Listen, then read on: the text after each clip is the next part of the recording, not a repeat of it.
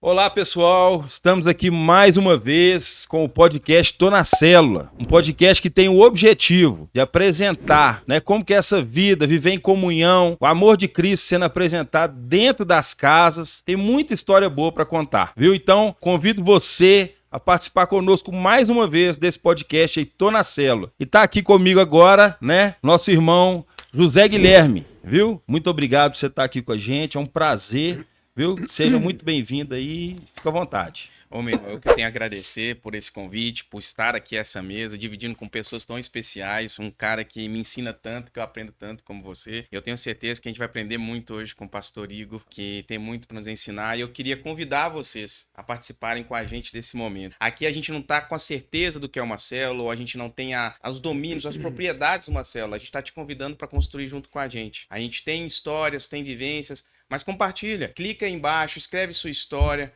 entre em contato com a gente está aqui para crescer junto e construir essa história junto. Amém. Não esquece lá, escreve no canal no YouTube, nós temos no Instagram @tonacélula, e quanto mais você escrever e curtir, mais relevante esse vídeo ele vai ser e o alcance maior também. Então, vamos lá agora apresentar, o nosso convidado de hoje, pastor Igor Kojima, tá vindo de Picos, no Piauí, para nos dar essa honra aí. Pastorzão, muito bem-vindo, é um prazer, uma honra estar aí com o senhor, né? Nesta noite. Brunão, obrigado, Guilherme, obrigado pela oportunidade de estar aqui. Você que está assistindo a gente aí, seja muito bem-vindo também. Recebi esse convite há uns dias atrás e para mim é uma alegria poder participar e eu creio que vai ser de Deus essa conversa aqui, que todos aqueles que assistam recebam um pouquinho do que a gente tem vivido, tanto milagre, tanta graça de Deus ter acontecido lá no Piauí. Inclusive, eu já queria fazer aqui um desafio, um convite. Eita. Você que não conhece ainda o trabalho que tem sido feito pela Central lá no Piauí, dá um pulinho lá. A gente, ao longo dos meses, a gente faz alguns eventos evangelísticos chamados Impacto. E você tem a oportunidade de conhecer um pouco do trabalho de perto. Não perde a oportunidade. Você que é da Central, quem é da Central, tinha que estar lá, tinha que conhecer, tinha que pelo menos passar uma semana lá com a gente. Prazer, uma alegria estar aqui por esse tempo desse podcast. Tem vaga lá em janeiro? Tem. Janeiro vai ter um super encontro lá agora. Amém. Inscrições estão abertas já. Então aqui, já que teve a palavra aí o pastor Igor, fala aí, se apresenta pra gente aí da sua família, sua história, conta pra gente um pouquinho aí, pastor. Então, pessoal, eu sou de Belo Horizonte, nasci aqui, meus irmãos também, minha família toda, na verdade minha mãe nasceu em São Paulo, mas logo depois veio morar em Minas, meus avós por parte de mãe são japoneses, né? E vieram para cá, vieram morar em São Paulo primeiro, depois vieram para Minas. E nós nascemos em Belo Horizonte, nós somos mineiro da Gema. Belo Horizonte. Crescemos aqui, estudamos aqui, formamos aqui. Nós nunca tivemos relacionamento nenhum com igreja. A gente não tinha uma família religiosa, né? Meu pai, ele até frequentava algumas igrejas. É difícil falar que meu pai ele era católico, mas ele ia igreja espírita. Eu não lembro do meu pai nem evangélico. Sabe aqueles católicos que vão em tudo quanto é igreja? Sei. Nas evangélicas não ia. Mas a gente não cresceu nesse ambiente de igreja. Nenhum de nós. Nem eu, meus irmãos, nem os primos. A gente não teve contato com isso. Família super tradicional. Meu pai era dono das lojas do Crédito Arruda. Não sei se vocês conhecem, mas aqui em Belo Horizonte tinha uma musiquinha da propaganda que era Crédito Arruda, ajuda. Pois é, ficou muito conhecido. Quem tem um pouco mais de idade, aí, década de 80, década de 70, conhece. E nós crescemos num ambiente familiar saudável. Eu tenho 2 irmãos, sou caçula. Tem a Érica, minha irmã, lá em casa, os filhos nasceram de 4 em 4 anos, uma escadinha. Eu sou caçula, vou fazer agora 31 de julho. Inclusive, eu faço aniversário junto com o pastor Magide, olha que benção, junto com a fera. 31 de julho eu vou fazer 42, minha irmã tem 46, meu irmão 50. 4 em 4 anos. E é isso. Família, eu entendo que a gente teve uma criação muito saudável.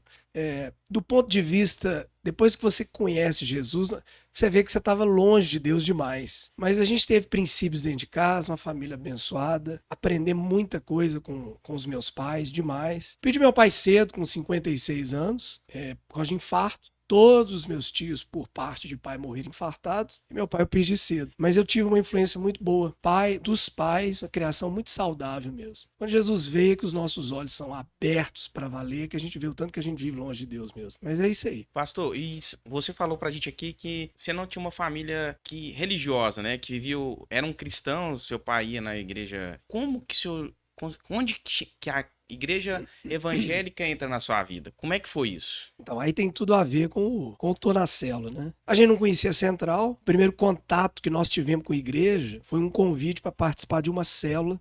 Essa célula era no Buritis, um casal, eu lembro do nome dele, era a Maria José e o Kleber. A Maria José fez direto na igreja, o Kleber não tem visto. Direto quando eu ainda morava aqui, né? Mas nós conhecemos célula na casa deles. Eu não lembro como nós fomos parar lá, mas foi eu, minha mãe, minha irmã, foi todo mundo para lá. Nós tivemos um contato com a igreja mesmo, foi dentro da célula. E eu gosto de falar de célula porque eu acho que se não fosse através de célula, a gente não viria para a igreja. Ainda que a Central seja uma igreja, né? A Central, se você já foi lá, é uma igreja super acolhedora. Excelente. A Central é uma delícia, tá lá. Perigoso dizer que às vezes você quer a Central até mesmo sem ir para a célula, de tão receptiva, agradável, bíblica. A igreja é muito acolhedora mesmo. Mas eu não sei ainda se a gente teria ido. E a célula é uma coisa, ela não gera aquele compromisso ainda, porque quem ainda não conhece o evangelho, não conhece Jesus, você fica com vergonha de assumir que você tá gostando. Você tem vergonha de ser feliz, a verdade é essa. Quando você conhece Jesus, no início você tem vergonha de ser feliz, você tem vergonha de assumir as coisas, você tem vergonha de um monte de coisa. E no início, a célula, ela não representava esse compromisso, de que você não era nada. Eu só frequentava a casa da Maria José e do Cleber nas quartas-feiras, não tinha nada a ver com a igreja. O dia que a gente vai pra igreja, é que a coisa vai ficando mais séria. Na cabeça nossa, é uma bobeira, não tem nada disso. Mas na casa deles,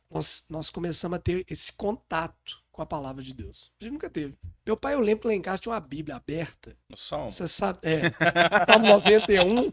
Aí fica a Bíblia aberta e lá em casa tinha um menino. Era o menino de Jesus, né? Ele ficava ali, uma estátua dele lá, mas ele era do tamanho de um bebê mesmo. Ele ficava uma biblona aberta no Salmo 91, aquilo ali como se fosse um negócio para proteger a casa. Tinha lá, eu lembro disso, um amuleto lá em ali. casa. Era um amuleto. É. Função de um amuleto. E aí então, vocês quando nós começaram- chegamos, nós perdemos esse medo de conhecer mais. Foi rápido? Como é que vocês chegaram? Como é que foi essa transformação? Sim, fala um pouquinho mais, se a gente... Você sabe, eu entendo que foi rápido. Assim, eu entendo que os nossos líderes na época, e mesmo as pessoas convidadas, eles não tiveram que ficar insistindo muito. Nós gostamos daquilo, nós gostamos do ambiente. As pessoas que estavam lá? As pessoas, a gente não conhecia todo mundo, né? Mas conhecia o Kleber e a Maria José, muito carinhosos, muito receptivos, né? Sabe aqueles líderes de célula, dá vontade de estar perto? Você tem vontade de ficar na casa Eu dele? tenho um assim. O Sabe? meu é assim. Ué. O meu Ué, dele. você se sente acolhido, você não conhece, pouco tempo conhece a pessoa, mas você quer estar ali na casa dele. E eu lembro que minha mãe, ela levava muita gente pra casa deles. Sei. Nós não entendemos o propósito total da célula, mas a gente entendeu que era um lugar para poder levar pessoas, e que era para levar, para ouvir falar sobre Deus. Essa era a ideia. Ela era convidadora da célula, Ela enchia a célula. Era Toda uma célula tem que ter um assim, multiplicadora. né? Toda célula Convidador. tem que ter alguém assim. Às vezes o convidador às vezes não é o líder, mas tem alguém lá Isso. que se sente tão bem, tão acolhido, que ele quer levar, ele quer botar todo mundo lá. Exatamente. Você sabe que esse cara, às vezes, ele nem conhece tanto do evangelho, mas ele sente que tem algo ali que muita gente precisa. E ele começa a botar a gente lá dentro, ele vai levando gente. Legal. Com o tempo ele vai convertendo, entendendo os princípios, mas às vezes ele não entende. Ele só sabe que tem algo bom e que muita gente lá fora precisa. Você imaginou se todo mundo que frequenta uma célula entendesse isso? Que aquele é um local, não para eu só receber, mas para eu trazer pessoas e compartilhar o que eu estou recebendo toda quarta, toda quinta. Células iam crescer e se multiplicar, ia ser uma coisa... Ó, eu acabei de multiplicar um convidador, eu falo com ele, eu sinto falta, né? O João, né, cara? É. O João Paulo acabou de multiplicar um novo líder da nossa célula, da Central. É um cara que toda semana chegava lá com alguém. Convidador Sempre nato convidado, mesmo. é. Agora virou um líder, né? Então, glória a Deus. E a célula dele já tá... A casa tá pequena. Convidador mesmo. Quem entendeu esse princípio de compartilhar, que o evangelho tem que ser compartilhado, semeado, ele enche a célula, ele leva gente. Eu lembro também que o ambiente ele era agradável porque o conceito que a gente tinha de igreja e o conceito que muita gente tem de igreja, às vezes é um conceito negativo, às vezes vem de algum trauma. Às vezes eu tinha um conceito, por exemplo, eu não era contra crente. Eu só achava que eu não precisava daquilo. Então eu achava que a minha vida era boa demais, que eu achava que eu conhecia a Deus, achava que eu andava com Deus, me achava um anjinho, um santo, um menino bom, não falava mal de ninguém, não matava ninguém, não xingava ninguém. Você sabe, esse conceito mundano de bondade, e eu achava que a vida estava muito boa. E lá na célula, a gente vai descobrindo que a gente anda, que a gente vive longe de Deus, mas de um jeito suave. Ao mesmo tempo que você se constrange, que o evangelho ele vai abrindo seus olhos para a verdade, você vai querendo saber mais, você quer mais. E a gente, quem tem um conceito errado de igreja, precisava vir para uma célula. É verdade. Cara, a célula, ela quebra na cabeça das pessoas um conceito. Eu acredito que todo mundo quer igreja, mas o que o povo não quer é um conceito errado que eles têm de igreja. E às vezes a gente pensa que porque uma igreja é assim, todas são. Ou porque eu tive uma experiência numa igreja. O problema não é a igreja. Né? Às vezes é uma experiência que você teve. Tem muita igreja séria. Tem muita igreja boa. Eu louvo a Deus que eu dei sorte de cair numa central. Eu dei sorte. Você também veio direto para Cai nas garras do Oswaldão. Cara, eu dei sorte. Podia ter caído em tanta igreja. Eu dei sorte, cara. Eu caí na central. Eu sou muito feliz na central. Eu amo essa igreja. Eu amo esses pastores. Eu amo célula. Eu amo esse negócio todo. E eu me identifiquei demais. Eu acho que eu consigo perceber um pouquinho disso que você passou, porque eu tava numa outra igreja muito boa. Eu não tenho nada pra dizer a palavra, as pessoas e tal. Só que eu buscava uma coisa que lá não tinha, que era relacionamento. Então a célula me trouxe uma coisa que é, igual você colocou aí. A célula não é só uma igreja, não é só, mas o relacionamento que a gente cria com as pessoas fica mais fácil caminhar, fica mais fácil crescer na palavra, fica mais fácil achar um ombro, né? Achar compartilhar com pessoas que têm os mesmos princípios e valores que a gente tem. Constrói valores, fomenta valores cristãos dentro da gente. Porque esse relacionamento, ele mostra, quando você se relaciona, você consegue enxergar a natureza da pessoa que não é perfeita igual a sua.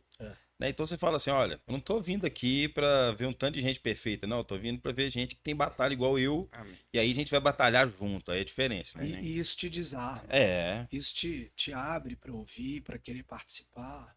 Eu acho que tem muita gente que não frequenta igreja também, porque acredita que igreja é lugar pra gente santa, gente com a vida muito perfeita. Eu gosto muito da ilustração de igreja como hospital, porque hospital não é um lugar que você vai quando você tá saudável. Hospital você vai porque tem algum problema de saúde. Igreja não é lugar de gente perfeita, de gente que tá com a vida 100%, até porque esse tipo de gente não existe. Não existe, é lugar pra todo mundo. É lugar pra todo mundo. A célula, cara, ela quebra esses conceitos distorcidos do que é igreja.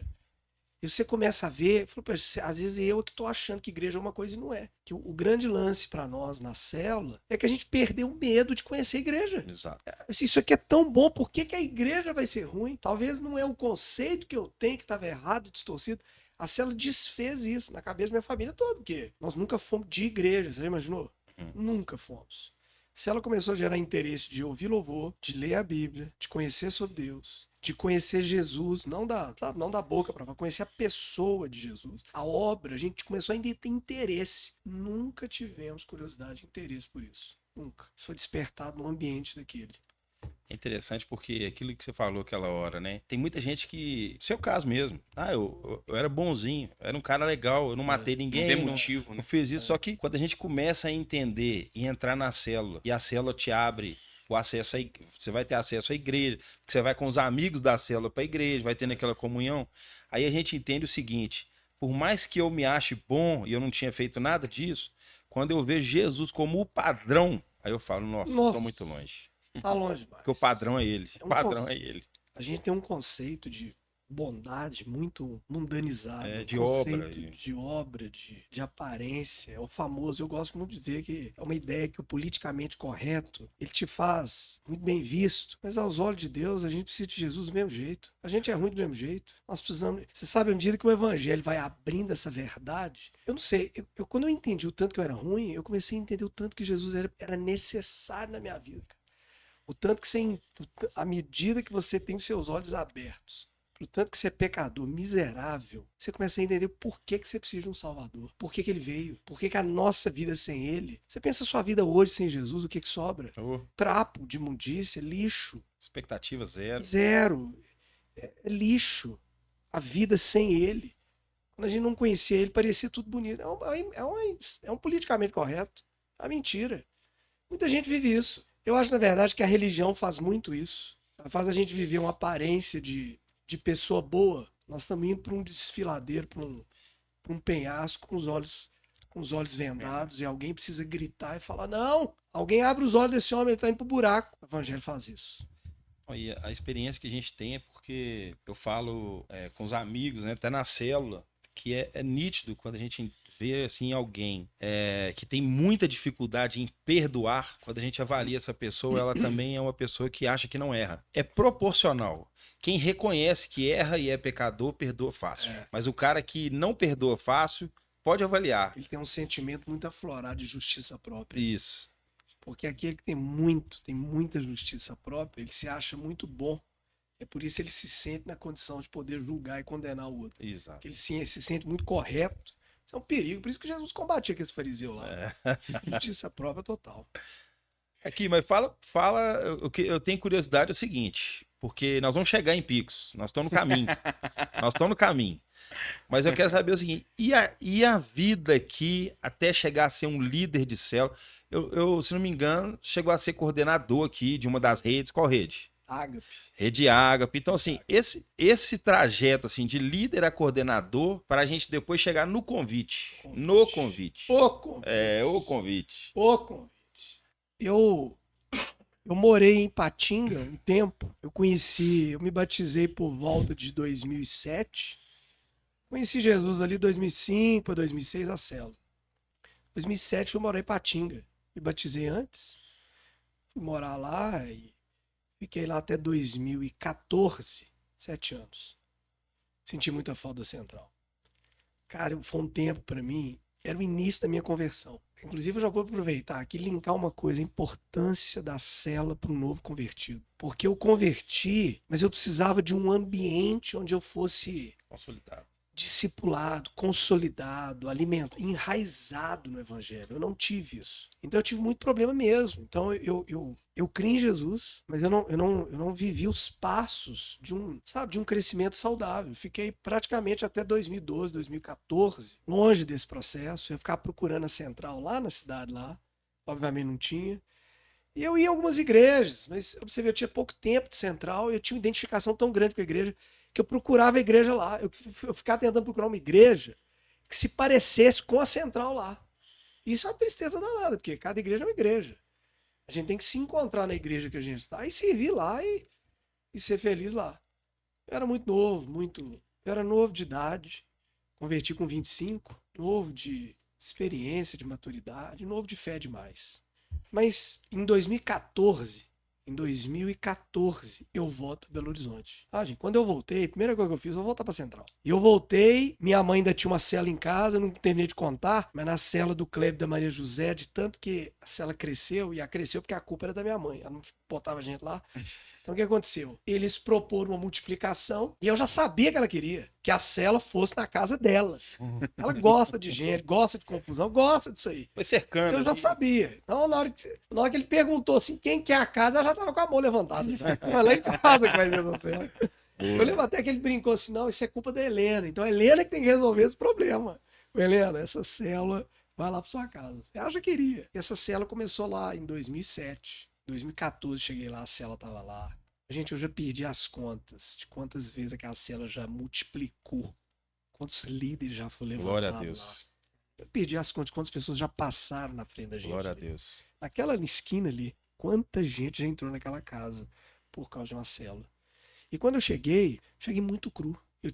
Eu já tinha entregado minha vida para Jesus, mas eram o quê? 2007 para 2014, 7 anos. Completamente longe do evangelho. Você vê que é possível você tá na igreja, você crê no evangelho, mas viver longe, sem uma influência, sem andar com crente. Não viver. Sem andar com alguém, você não vive isso para valer. É difícil.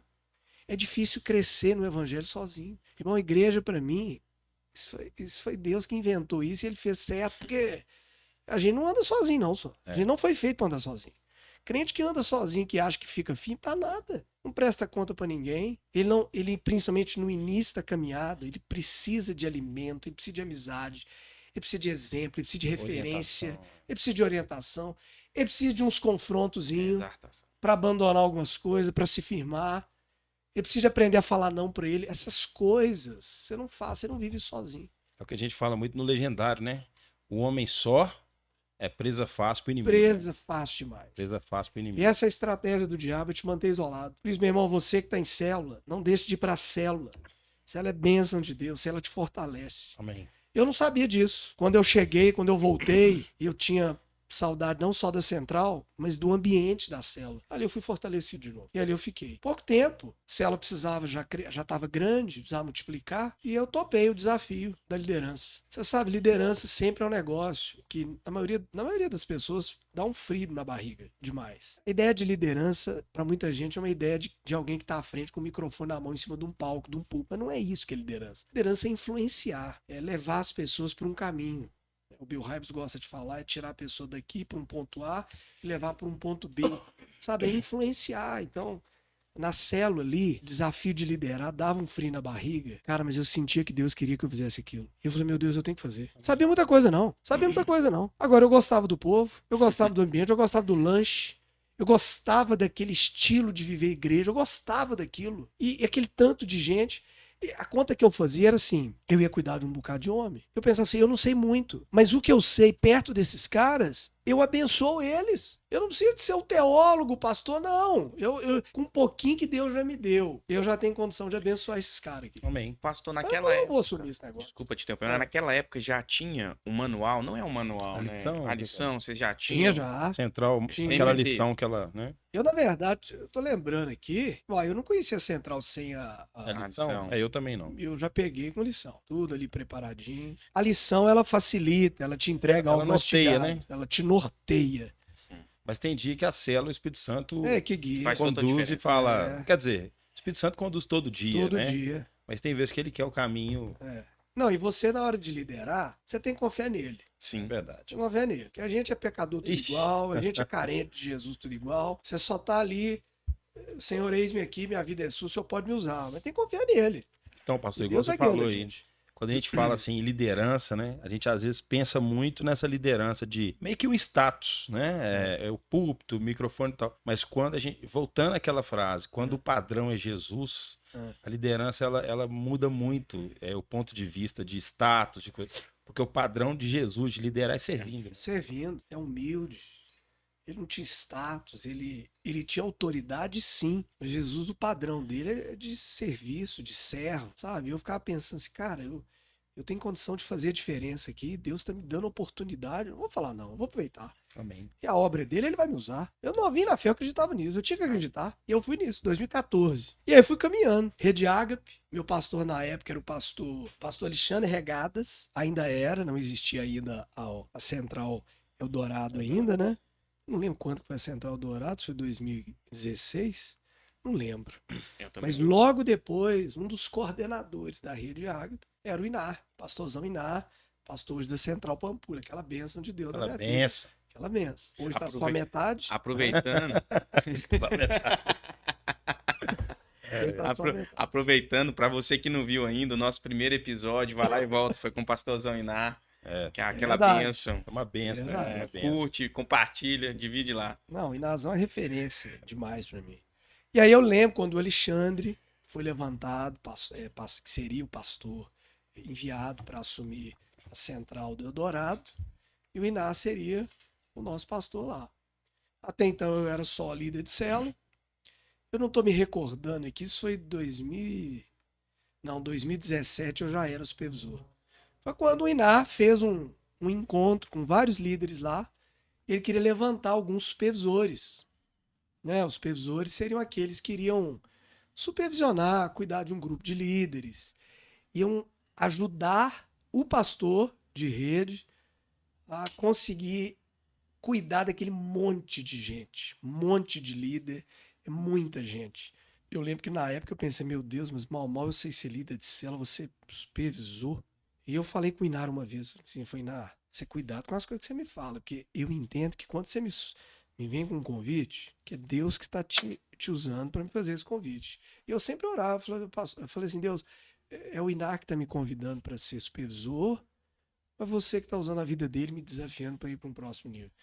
E eu pedi a Deus para me confirmar se era, e com frio na barriga eu aceitei. Não sabia como é que era. O Inar colocou 5 líderes, eram 4 casais pra gente supervisionar na época. Eu lembro que eu tinha um frio na barriga também, porque o povo era mais crente que eu, tinha mais tempo de igreja que eu. E eu fiquei falando, meu Deus, eu vou supervisionar esse povo.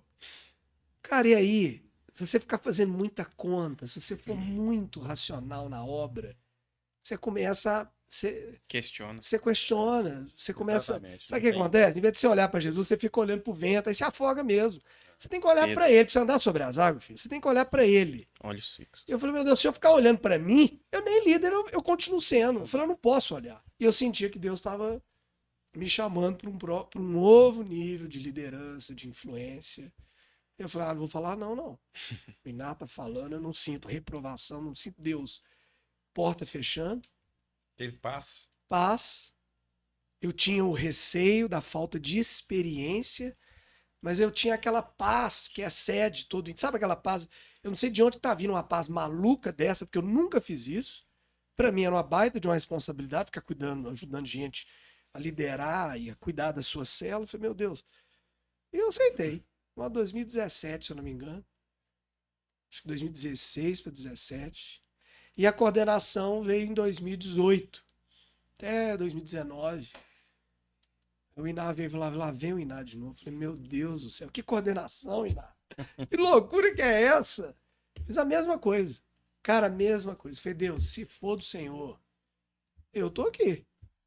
Nunca fui coordenador. Não sei como é que faz isso.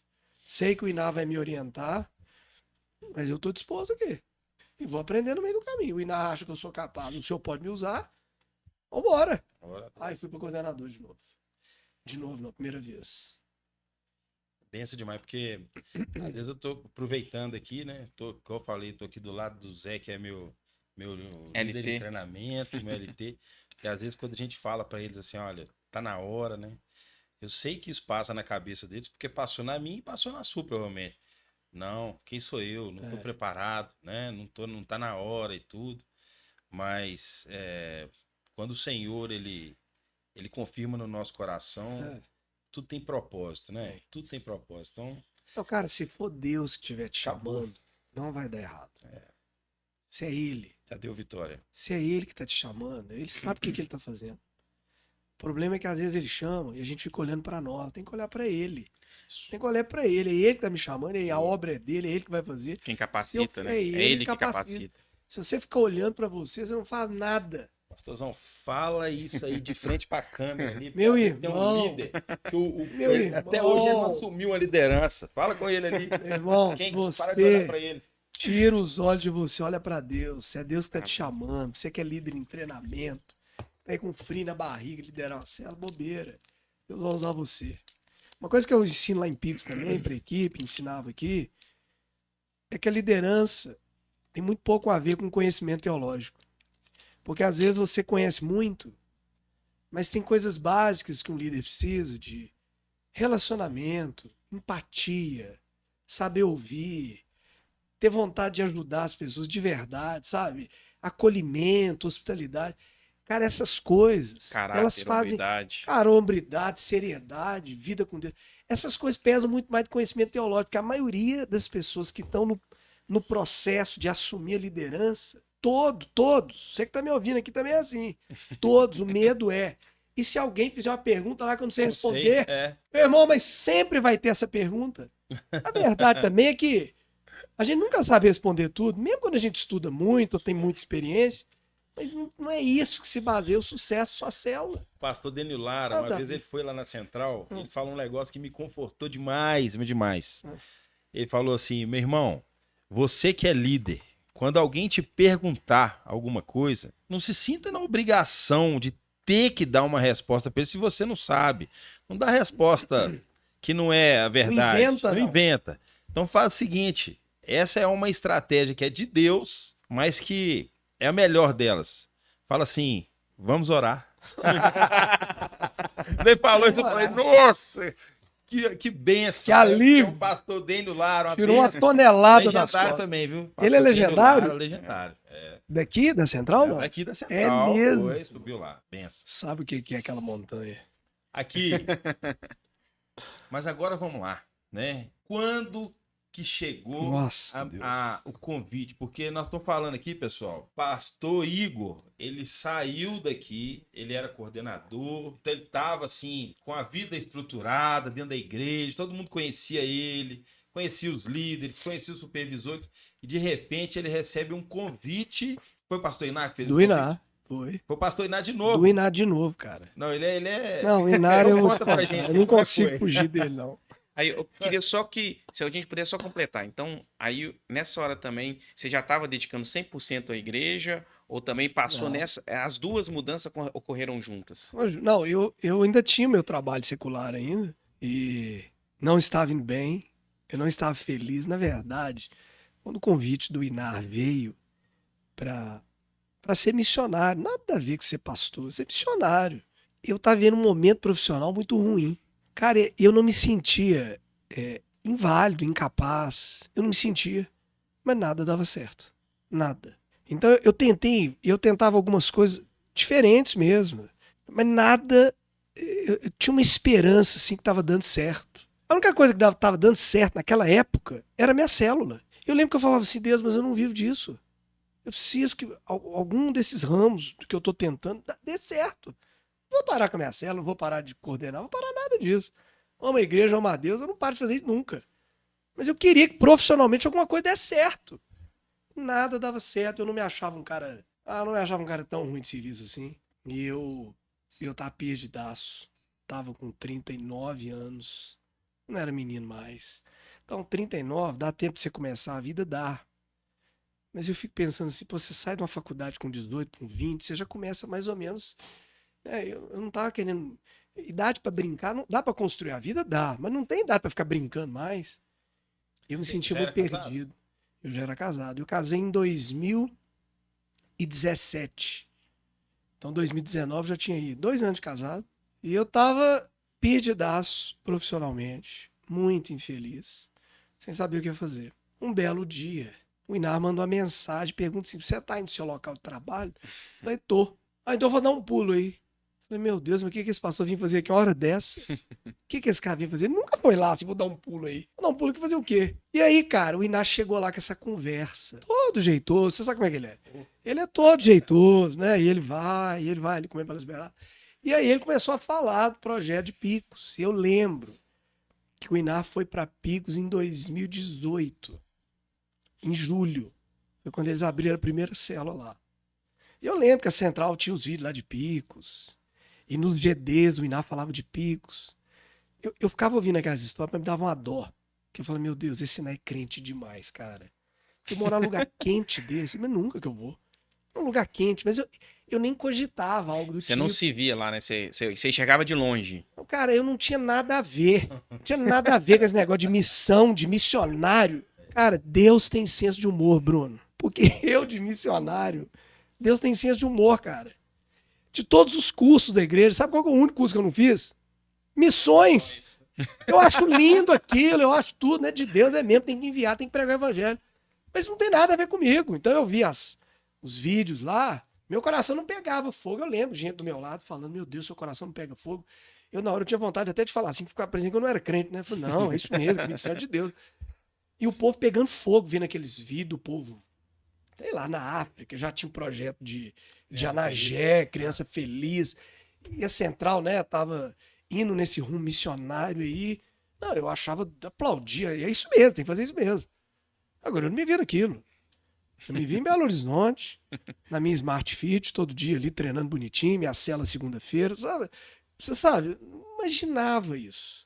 Quando o Iná veio falar isso comigo, cara, por dentro eu fiquei numa raiva. Porque eu falei, o quê? Esse cara tá querendo que eu vá lá pro Piauí, naquele calor. E a gente tinha umas ideias na época, eu e a Bruna, minha esposa. Você sabe, eu sou casado com a Bruna. Nós temos uma menina que nasceu lá, inclusive. Não foi nem... nasceu em Picos, né?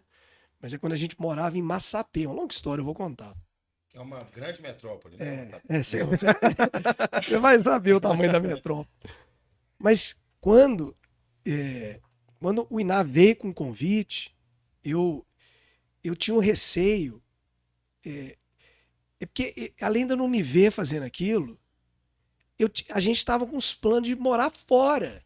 Vender o que a gente tinha aqui. Não tinha nada demais, não, mas a gente tava com a ideia de morar no Canadá, morar nos Estados Unidos. Não, a gente gosta de lugar frio. E eu já estava insatisfeito profissionalmente. Tinha um amigo se dando super bem na área de tecnologia no Canadá. Meu inglês não é lá essas grandes coisas, mas eu não acho que eu tenho dificuldade de aprender. Eu falo inglês, mas eu não tenho essa fluência, não tem. Mas eu falei, não, acho que eu vou dar certo nesse negócio. Aqui não tá dando certo nada. Então, olha essa ideia. Queria ir para um país rico, queria ir para um clima frio. Aí o Iná vem com essa conversa de ir para uma cidade. E não é Picos que a gente ia. E ele foi falando da cidade. E do jeito que ele falava, parecia que eu tava vindo pro Caribe. Ele falava, cara, mas ele falava tão bem que eu falei, meu Deus, mas... então esse Piauí não é tão ruim assim, não. Esse negócio é uma beleza. Eu tava indo, era pro Caribe. Do jeito que ele descrevia a cidade, que é mais bonitinho, não sei o quê. Ele é bonitinho mesmo. Cidade pequena, mas é uma cidade pequena, simples, quente. Era outra realidade. E eu nasci em Belo Horizonte. E o projeto era para ser missionário nessa cidade. Segundo o Iná, eu acredito muito nisso, que ele estava orando e Deus deu para ele o meu nome, o nome da minha esposa. Ele estava orando e pediu para Deus. E o nosso nome veio muito claro na cabeça dele. E eu sempre falava assim, Deus, tudo que o Senhor falar com o Iná, eu quero confiar que quando ele estiver falando, que é o Senhor que está falando. Cara, porque, gente, pro Iná, a minha resposta era não. Eu não ia mesmo. Não ia. Nada estava dando certo, mas eu não ia. Eu tinha um desejo que a minha vida desse certo profissionalmente, mas eu também tinha um desejo meio maluco, é Deus, né? Hoje eu entendo que é Deus. Eu queria servir, mas eu já servia. Mas eu sentia que tinha mais. Eu falei, meu Deus, vou fazer mais o quê? Não sei, às vezes eu vou ser coordenador de mais célula, né? Mas você sabe quando às vezes você tem uns planos, uns projetos, umas ideias de como é que sua vida tem que ser, e às vezes Deus quer que a coisa dê certo, só que não tem nada a ver com seus planos, cara. Não é do nosso jeito. Né? Não é do nosso jeito. E essa é a hora que você tem que confiar. Jeito, é do jeito que dá certo. É o de Deus. Só tem um jeito, né? Só tem dois jeitos, né? O jeito que dá errado e o jeito de Deus. Cara, e eu pensava assim, gente, eu falava assim, Deus, faz minha vida valer a pena. Amém. Seja aqui liderando célula, seja servindo na central, seja como coordenador. Se quiser me chamar, eu vou. Faz minha vida valer a pena. Amém, amém, amém. Só que eu não tinha incluído morar no Piauí, morar no calor. Eu simplesmente tinha esse desejo de que valesse a pena. E quando o Iná veio com o convite, veio um monte de sentimento de...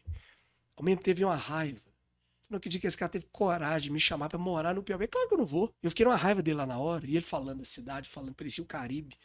Eu lembro que eu queria morar nos Estados Unidos, né? Nós queríamos morar num lugar frio, tipo Massachusetts. Igualzinho. E o nome da cidade que a gente foi é Massapê.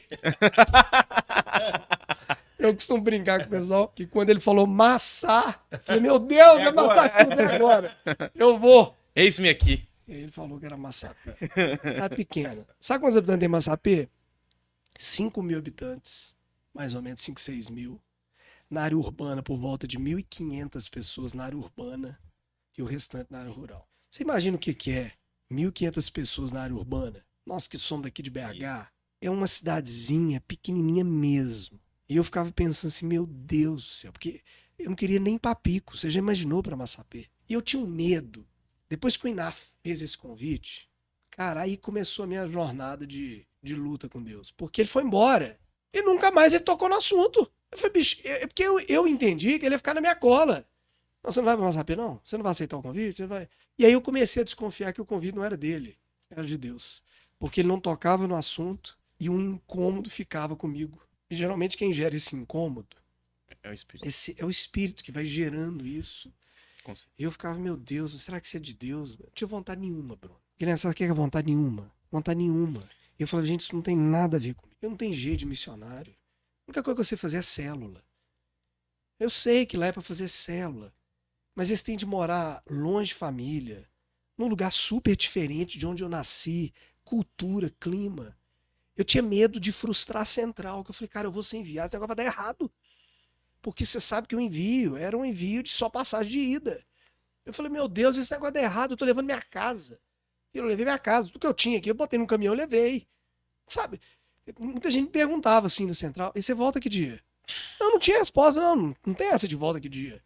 Eu só tenho passagem de ida. E eu queria de Deus uma confirmação. Eu não sou o cara mais espiritual, de ver anjo, de ouvir voz de Deus. Eu falei, Deus, eu sou um cara lerdo, eu sou super devagar. Se o senhor não me der alguma coisa muito óbvia, eu não vou entender que é para ir. Para o Inar, a resposta era não. Se o senhor estiver querendo que eu vá para lá, eu vou. Se a minha vida for dar certo é lá, se os projetos que o senhor tem para mim é lá em Massapê do Piauí, eu vou. Eu queria isso. E eu ficava pensando assim, e se for lá, que Deus vai revelar o propósito que ele tem para mim? Cara, isso me incomodava. Cara, isso me incomodava. Porque eu queria um sucesso profissional, material aqui.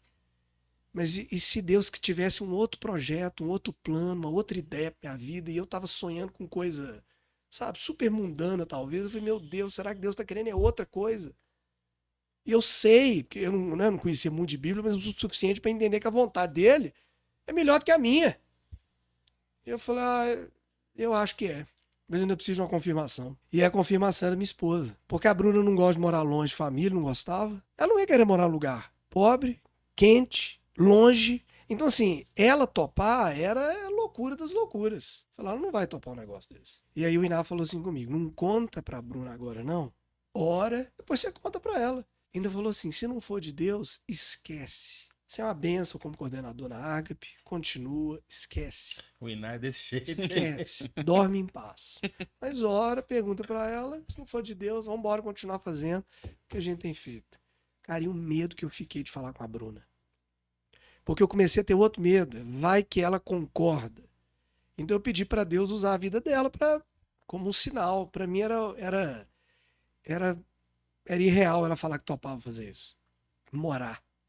Não é topar, vamos passar um ano lá, ajudando uma igreja, plantando. Não, é morar, só com passagem de ida. E quando eu fui falar com a Bruna, ela falou, não, eu acho que a gente tem que ir. Oh. Séria. Séria. Na lata. Sem titubear. Ela olhou sério pra mim, respirou uns 2 segundos e falou assim, eu acho que a gente precisa ir. Eu acho que Deus quer que a gente vai. Amém. Nossa, meu irmão, ali. Falei, meu Deus do céu. Aí eu comecei a falar pra ela tudo de novo. Não, você entendeu que ele é quente? Você entendeu que ele é longe? Você entendeu que ele é uma cidade simples, que não tem isso, que não tem aquilo, que não tem aquilo? E, gente, Massapê, quando nós chegamos, era uma cidade muito simples. Massapê tinha, pra você ter ideia, Massapê não tinha água encanada. Então, para você ter água em Massapê, você precisava ligar para um rapaz que tinha um serviço de um caminhão-pipa. Ele chegava na sua casa e ele enchia a caixa d'água. Acabou a água, faz o quê? Liga pro rapaz. E comigo, é claro que a água acabava quando eu estava tomando banho. Né? Todo ensaboado. Quando você virava o chuveiro, quando eu virava aquele chuveiro, cara, que caiu uma gota, eu virava mais, e aí dando aquele desespero que não tinha mais água, eu lembrava do Inar na hora. Eu fazia aquela oração no chuveiro, Senhor, fecha a água dele, o encanamento, faz alguma coisa lá, faz o sabão entrar no olho, cega aquele pastor lá. O que eu tô fazendo aqui? Minha esposa nunca acabava a água. Comigo acabava. Cidade super simples. Nós chegamos em janeiro, esse convite do Iná foi em setembro de 2019. Eu fui para Picos em novembro de 2019 para um treinamento para uma escola chamada Escola Aceleradora para plantadores de igrejas. Tinha gente do Brasil inteiro. Uma turma de missionários novos que vinham da Central. Dentre esses novos eu era um deles. Aí eu fui.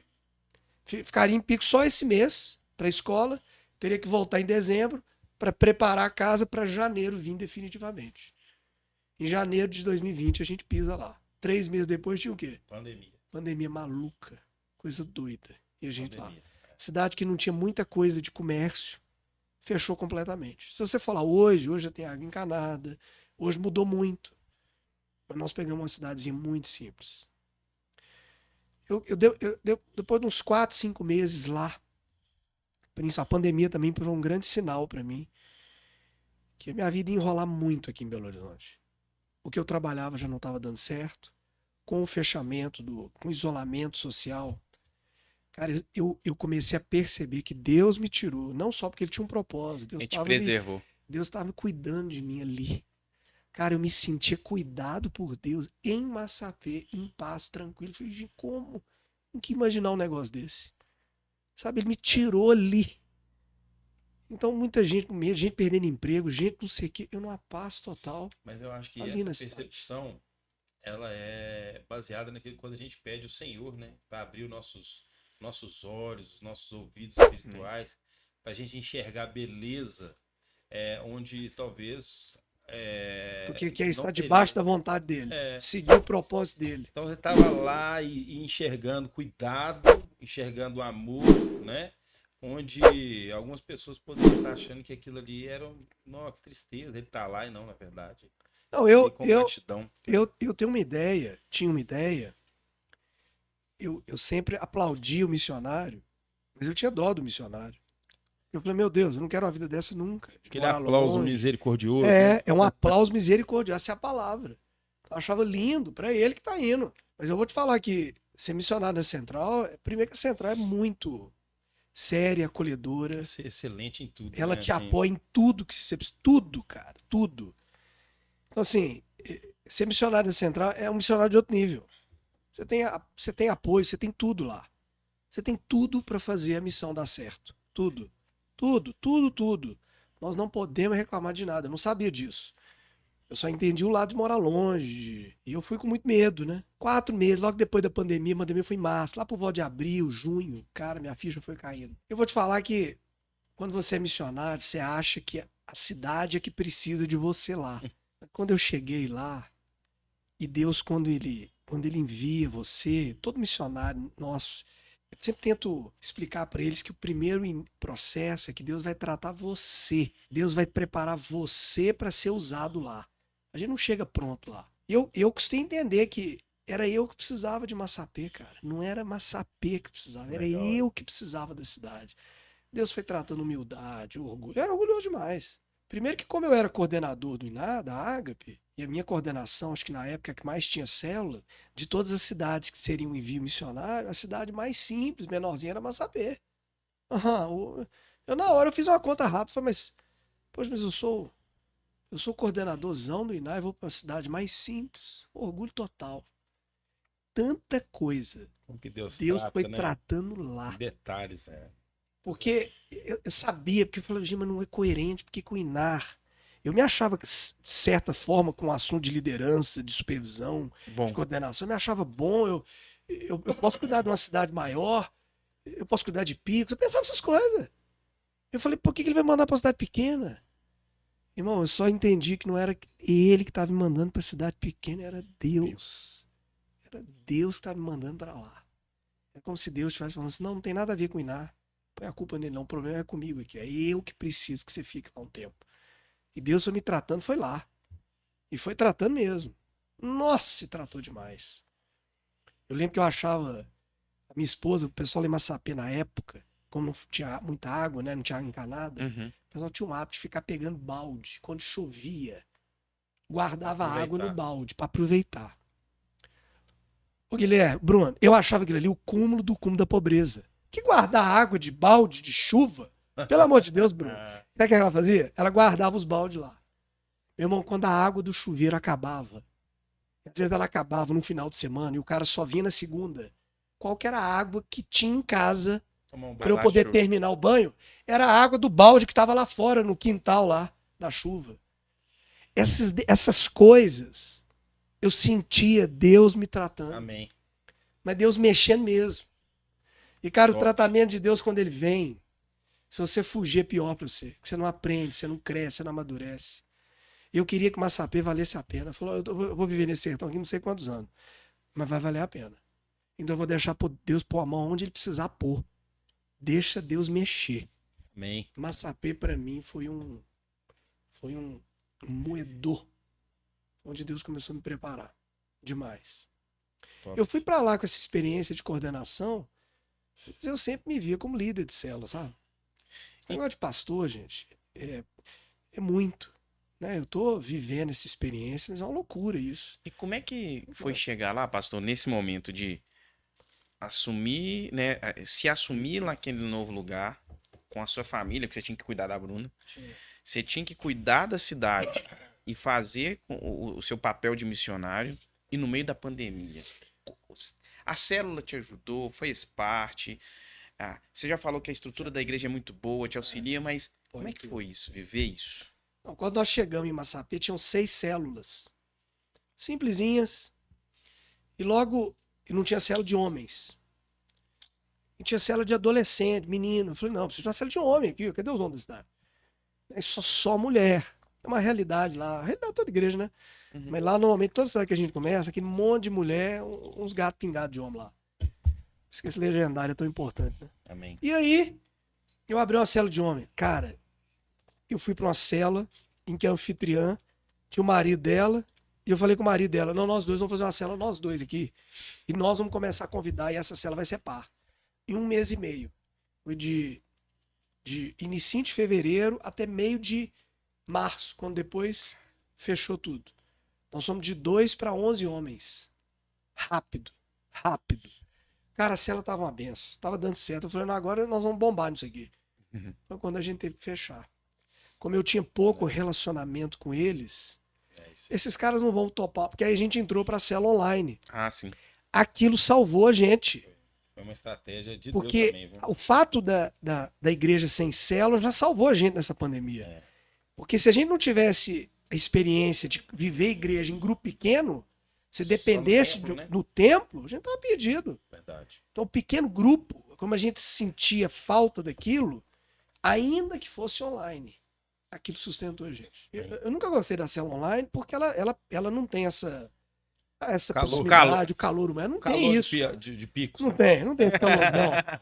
Não, lá online tinha. Mas aqui, lá tinha até online, tinha Até no online calor, tinha um né? calor lá. Eu não tinha, cara. E eu falei, mas é o que tenho. Tem que fazer. Pois essa célula não vingou lá. Não foi sustentando a igreja até o período ali. Por volta do final do ano, a gente começou a fazer umas células. Final de 2020, início de 2020. Só que era em garagem, só lugar aberto e o povo tudo longe. Sabe, afastado de máscara. Chegava na entrada, passava gelzinho, todo mundo afastado. Área aberta e de máscara. E vocês continuaram crescendo? Nós terminamos o ano. Fizemos um encontro final de ano das células, 2020? né? 2020. E eu fiquei assustado com onde a gente foi. Aí me veio uma ideia maluca, que talvez não é ideia maluca, é o Espírito Santo da me guiando. Que tava na hora de fazer um cultinho ali. Falei, meu Deus, como é que eu vou fazer um culto? Faz um culto no lugar aberto. Tem igreja mesmo, fazem escola. Lá tem umas escolas que a gente fazia as coisas nos pátios da escola. Fazia escola. Em janeiro nós começamos. Primeiro encontro foi em dezembro, foram acho que 50 pessoas. E os encontros começaram aí, 50, 60, 70. Chegamos a fazer numa quadra da escola. Botamos lá acho que 110 pessoas na quadra. Que pensa, E você vê como é que as células, elas têm um poder que a gente não vê ao vivo, porque elas estão espalhadas. Quando esse pessoal das casas se encontra num lugar, você vê o que está acontecendo. Aí que você vê a igreja, você toma um susto. Você fala, cara, olha a igreja aí. Porque a igreja em célula, quando ela não tem o ambiente do público, que foi o caso da pandemia, dá uma sensação que é fictício. Cadê? Não tem igreja. Não, é porque o povo está espalhado, a igreja é nas casas. Quando você reúne esse povo, você toma um susto. Meu Deus, olha a igreja aí. E a gente viu aquilo ali na quadra. Quadra grande, cara. Eu falei, meu Deus, tem muita gente. Você sabe dos números, né? Nós temos um sistema lá, o Celim. Mas na hora que você vê aquilo ao vivo, você fala, meu Deus, é muita gente. É uma igreja que já tem aqui. Nessa época já tinha tudo no celular já, em 2020. Tinha. O que eu fiquei na curiosidade é o seguinte. Pastor Igor chegou lá, na verdade, como um missionário, um coordenador, com experiência de coordenação, missionário. E aí experiência só de coordenação, de missionário de experiência. Fez acelerador, então a experiência estava sendo na prática. Acelerador foi fundamental. Né? Mas você só vai aprender mesmo a viver na hora que você pula dentro d'água. Então. Mas foi fundamental. E eu fiquei nessa, assim, por exemplo, chegou lá, né? Quando chegou lá, já existia pelo menos, assim, um filho de Deus já para falar assim, você já vai me ajudar na célula ou não? Como que foi a chegada lá? Já tinha alguém, já tinha um grupo para começar a primeira e depois da primeira? Como que foi? Porque para mim é novo. Eu tenho muita vontade de aprender, a gente vem no carro. No início. Porque assim, né? Eu falo que daqui uns tempos, sei lá, onde Deus mandar. Mas como que foi esse início? Massachusetts? Vamos ver Massapê, né? Conta aí esse inicinho lá, assim. Você sabe que Picos começou em 2018. Você tem uma ideia da força de uma célula? O Inar sempre gosta de apresentar o projeto de Picos. Ele apresenta com a primeira célula. Nós temos hoje lá em Picos, 5 anos depois, 98 células. Glória a Deus. Cara, começou com 98 células. Na semana passada nós tivemos quase 1.700 pessoas nas casas. É forte demais essa visão. E quando... Essa visão de multiplicação, ela é poderosa demais. Massapê está enquadrada? A região está enquadrada em Quando eu falo 98, eu falo todas as células que a gente tem, de Picos e nessas cidades pequenas, sabe? Picos nós temos hoje quase 60, e as outras 38 estão espalhadas aí nas Seria cidades igual a menores. Central aqui, quando fala Santa Luzia e tal, né? Santa Luzia são unidades maiores, né?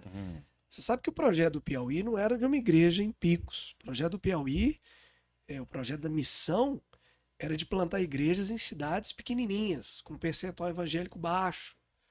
Cidade que ninguém quer ir, ninguém vai, ninguém quer morar, né?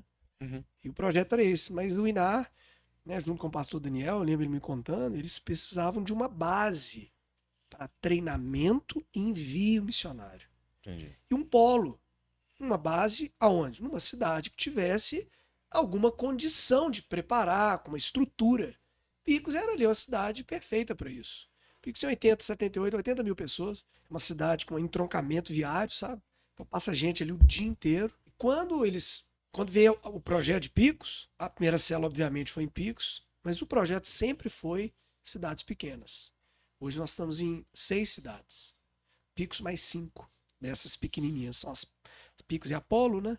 E nós temos essas cidades aí periféricas aí. Mas quando nós começamos lá foi com a célula. Eu lembro que foi com o pastor Michel e com a Viviane, esposa dele. Eles que deram início. Foram 5 missionários que foram com o Iná para lá. Abrir a primeira célula. Cara, na cara e na coragem. Sem conhecer ninguém. Eu lembro que o primeiro convidado da célula foi o cara que ajudou eles na mudança. O cara do caminhão lá já levaram para a célula. E eu lembro que o cara perguntou pro Inar lá, vocês vieram fazer o quê aqui? O Inar falou, vocês vieram plantar uma igreja? O Inar falou, não, nós não viemos plantar. O senhor já está na igreja. Boa. E a igreja é a célula. Boa. E ele tem essa foto até hoje. Veio o cara, a esposa e a sogra dele. Primeira célula. 5 missionários. E esse pessoal, eu costumo dizer que esses caras foram os plantadores, junto com o Inar. Quando eu cheguei, já tinha igreja. Em Pico já tinha. Em Massapê tinham 6 células. Eu não chamaria de igreja ainda, né? Mas em Pico já tinha uma igreja. Já tinham missionários lá. Mas o projeto sempre é a partir do núcleozinho de uma célula mesmo. Grupinho que cresce, multiplica, quebra o preconceito na cabeça do povo. Lá no Nordeste isso é muito importante. Muito importante. Tem muito preconceito lá? Às vezes a linguagem das igrejas lá. Nós temos uma referência ruim entre aspas, porque nós nascemos na Central. A gente conhece o que é igreja boa, O que é excelência? séria, que a gente sabe o que é excelência. Sim. Então a gente já vem com a referência de, cara, a gente só conhece coisa boa, só. E eu costumo dizer pro pessoal lá que a gente tem dado, às vezes, de uma célula. São coisas que às vezes eles, com anos de igreja eles nunca aprenderam. Eles estão se deliciando com a igreja dentro de uma célula, bro. Tem gente de cidade pequena lá que nem tem culto ainda. Mas a célula, para eles, é a vida. Eles estão descobrindo Deus ali, cara. Jesus, Eles estão sendo abertos para o evangelho. Jesus está entrando na casa e na Vila Expor. Uma célulazinha. A gente não tem ideia o tanto que esse grupo é poderoso. Nós não temos ideia. Eu digo mais, nós que nascemos na Central, quando a gente vai para um lugar desse, que falta um monte de coisa, a gente vê o tanto de coisa que nós temos, a fartura que a gente vive. Então eles valorizam demais, e talvez essa grande valorização que eles dão é uma das razões, além da graça de Deus, do tanto que a igreja está crescendo lá. Eles valorizam o que eles têm, o que Deus tem feito, tanta generosidade da Central que tem sido depositada lá em Picos. Amém. Não só recurso humano, mas financeiro também. A igreja tem investido mesmo. É o que lá, ela faz com o DNA também, né? Com tudo isso aí. Que não, a Central, tudo que ela faz é com excelência. Com excelência. A gente tem. Então, eles entram para fazer o trem para dar. É para Deus, é para honrar a Deus, eles vão fazendo. Sou fã demais dessa igreja. É tudo. Comunicação, Tudo. O louvor, a apresentação, os métodos, o acampamento, tudo. E eu fico tentando manter padrão lá também de excelência. Dentro do que eu posso, dentro do que está dentro da realidade do povo, tem coisa que assusta, dependendo da cidade Claro, que você está. imagino que sim. Mas eu tento manter a excelência da central, lá de célula, de tudo. Tá, o pastor, e assim, lá em Picos, já existe, por exemplo, o mesmo padrão aqui de CCM para liderar? Existe o Tudo CCM igual. lá, tudo igual? Na verdade, a central em Picos, ela só está longe. Ela é uma central. Nós não inventamos nada da cabeça. Seguimos tudo. Escola, os princípios de liderança, a visão celular, a forma de fazer o culto, né? O jeitinho. Se você for lá na igreja, você vai ver, meu Deus, eu estou na central. Eu estou aqui no Piauí, a 2.000 quilômetros de distância. Você percebe isso. E a escola, principalmente o CCM, ele foi para nós fundamental na formação de liderança. Porque eu não contei aqui, né? Mas eu morei em Massapê de janeiro de 2020 até maio de 2021. Em fevereiro de 2021, o pastor Michel foi transferido para a igreja, para a central em Cláudio. E aí o Inar o Inar de novo, né? Me fez um desafio. O Inar tá no segundo podcast Ele também. já tá. Né? Ele já Esse tá. Inar, ele já está. E aí, o que ele fez? Falou, Igor, eu preciso enviar o Michel, ele vai para Cláudio. Eu era o cara mais velho da turma. Só menino que eu tenho lá, gente. Os meninos têm... Né? Tudo bem que eu tenho o Luiz, né? O Luiz, você tá me ouvindo, você é velho. O Luiz tem 35 anos. É verdade, tem a Cassinha também com a missionária, que tem 60. Chegou agora recente. Mas a maioria da turma... A Cassinha saiu daqui? Cassinha do Eldorado. Que legal. Só que a maioria da turma é 25, 26, 28. Só o Luiz e a Diana, acho que a Diana tem 33, o Luiz 35. Mas o resto da turma, meninada. Então o Iná falou, Igor, eu preciso que você assuma Picos. E, cara, e na época, a gente ia acabar de descobrir a gravidez da Bruna. Ele me vem com essa conversa de assumir Picos, porque ali é diferente. Agora, não era só liderar a célula, coordenar alguma célula, agora era pastorear. Gente, pastorear é pregar todo domingo. Meu irmão, é diferente. Eu preciso falar, Iná, é diferente. Você liderar uma célula. É o verdadeiro negue-se a si mesmo, né? Isso, é o negue-se a si mesmo.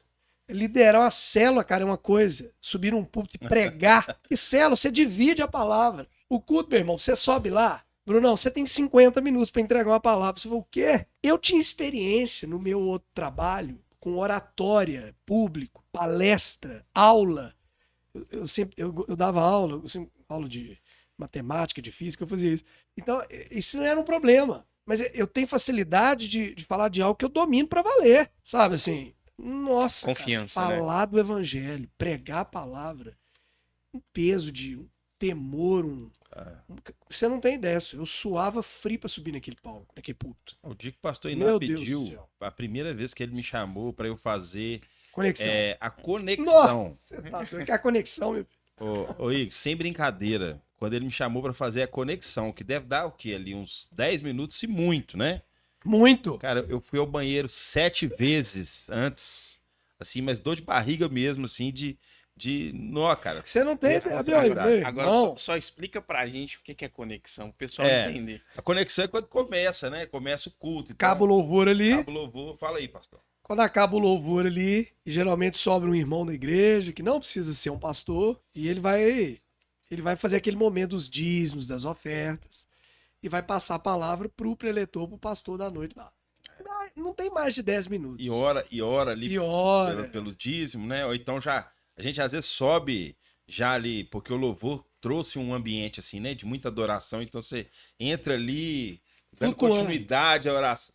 Mas, Cara, isso pra mim até hoje, Bruno, isso é um desafio. Pra mim pregação do evangelho. Se o Iná me falasse, o que é o maior desafiador pra você na missão até hoje? Pregar. Sem dúvida nenhuma. Isso pra mim é o maior desafiador. Muita responsabilidade. Né? É muita responsabilidade. A sensação de incapacidade, ela é muito clara. Na hora que eu tô em cima do púlpito, se eu ficar lembrando de mim, eu esqueço tudo que eu vou falar, eu me perco. Eu tenho que olhar para Jesus totalmente, senão eu afogo. Totalmente. Eu subo, inclusive, falando assim, Deus, o Senhor tá pedindo para eu fazer isso. O Senhor só não esquece. Eu não posso subir sozinho nesse púlpito, não. Amém. O Senhor vem comigo aqui. Amém. Senão o povo não vai receber nada.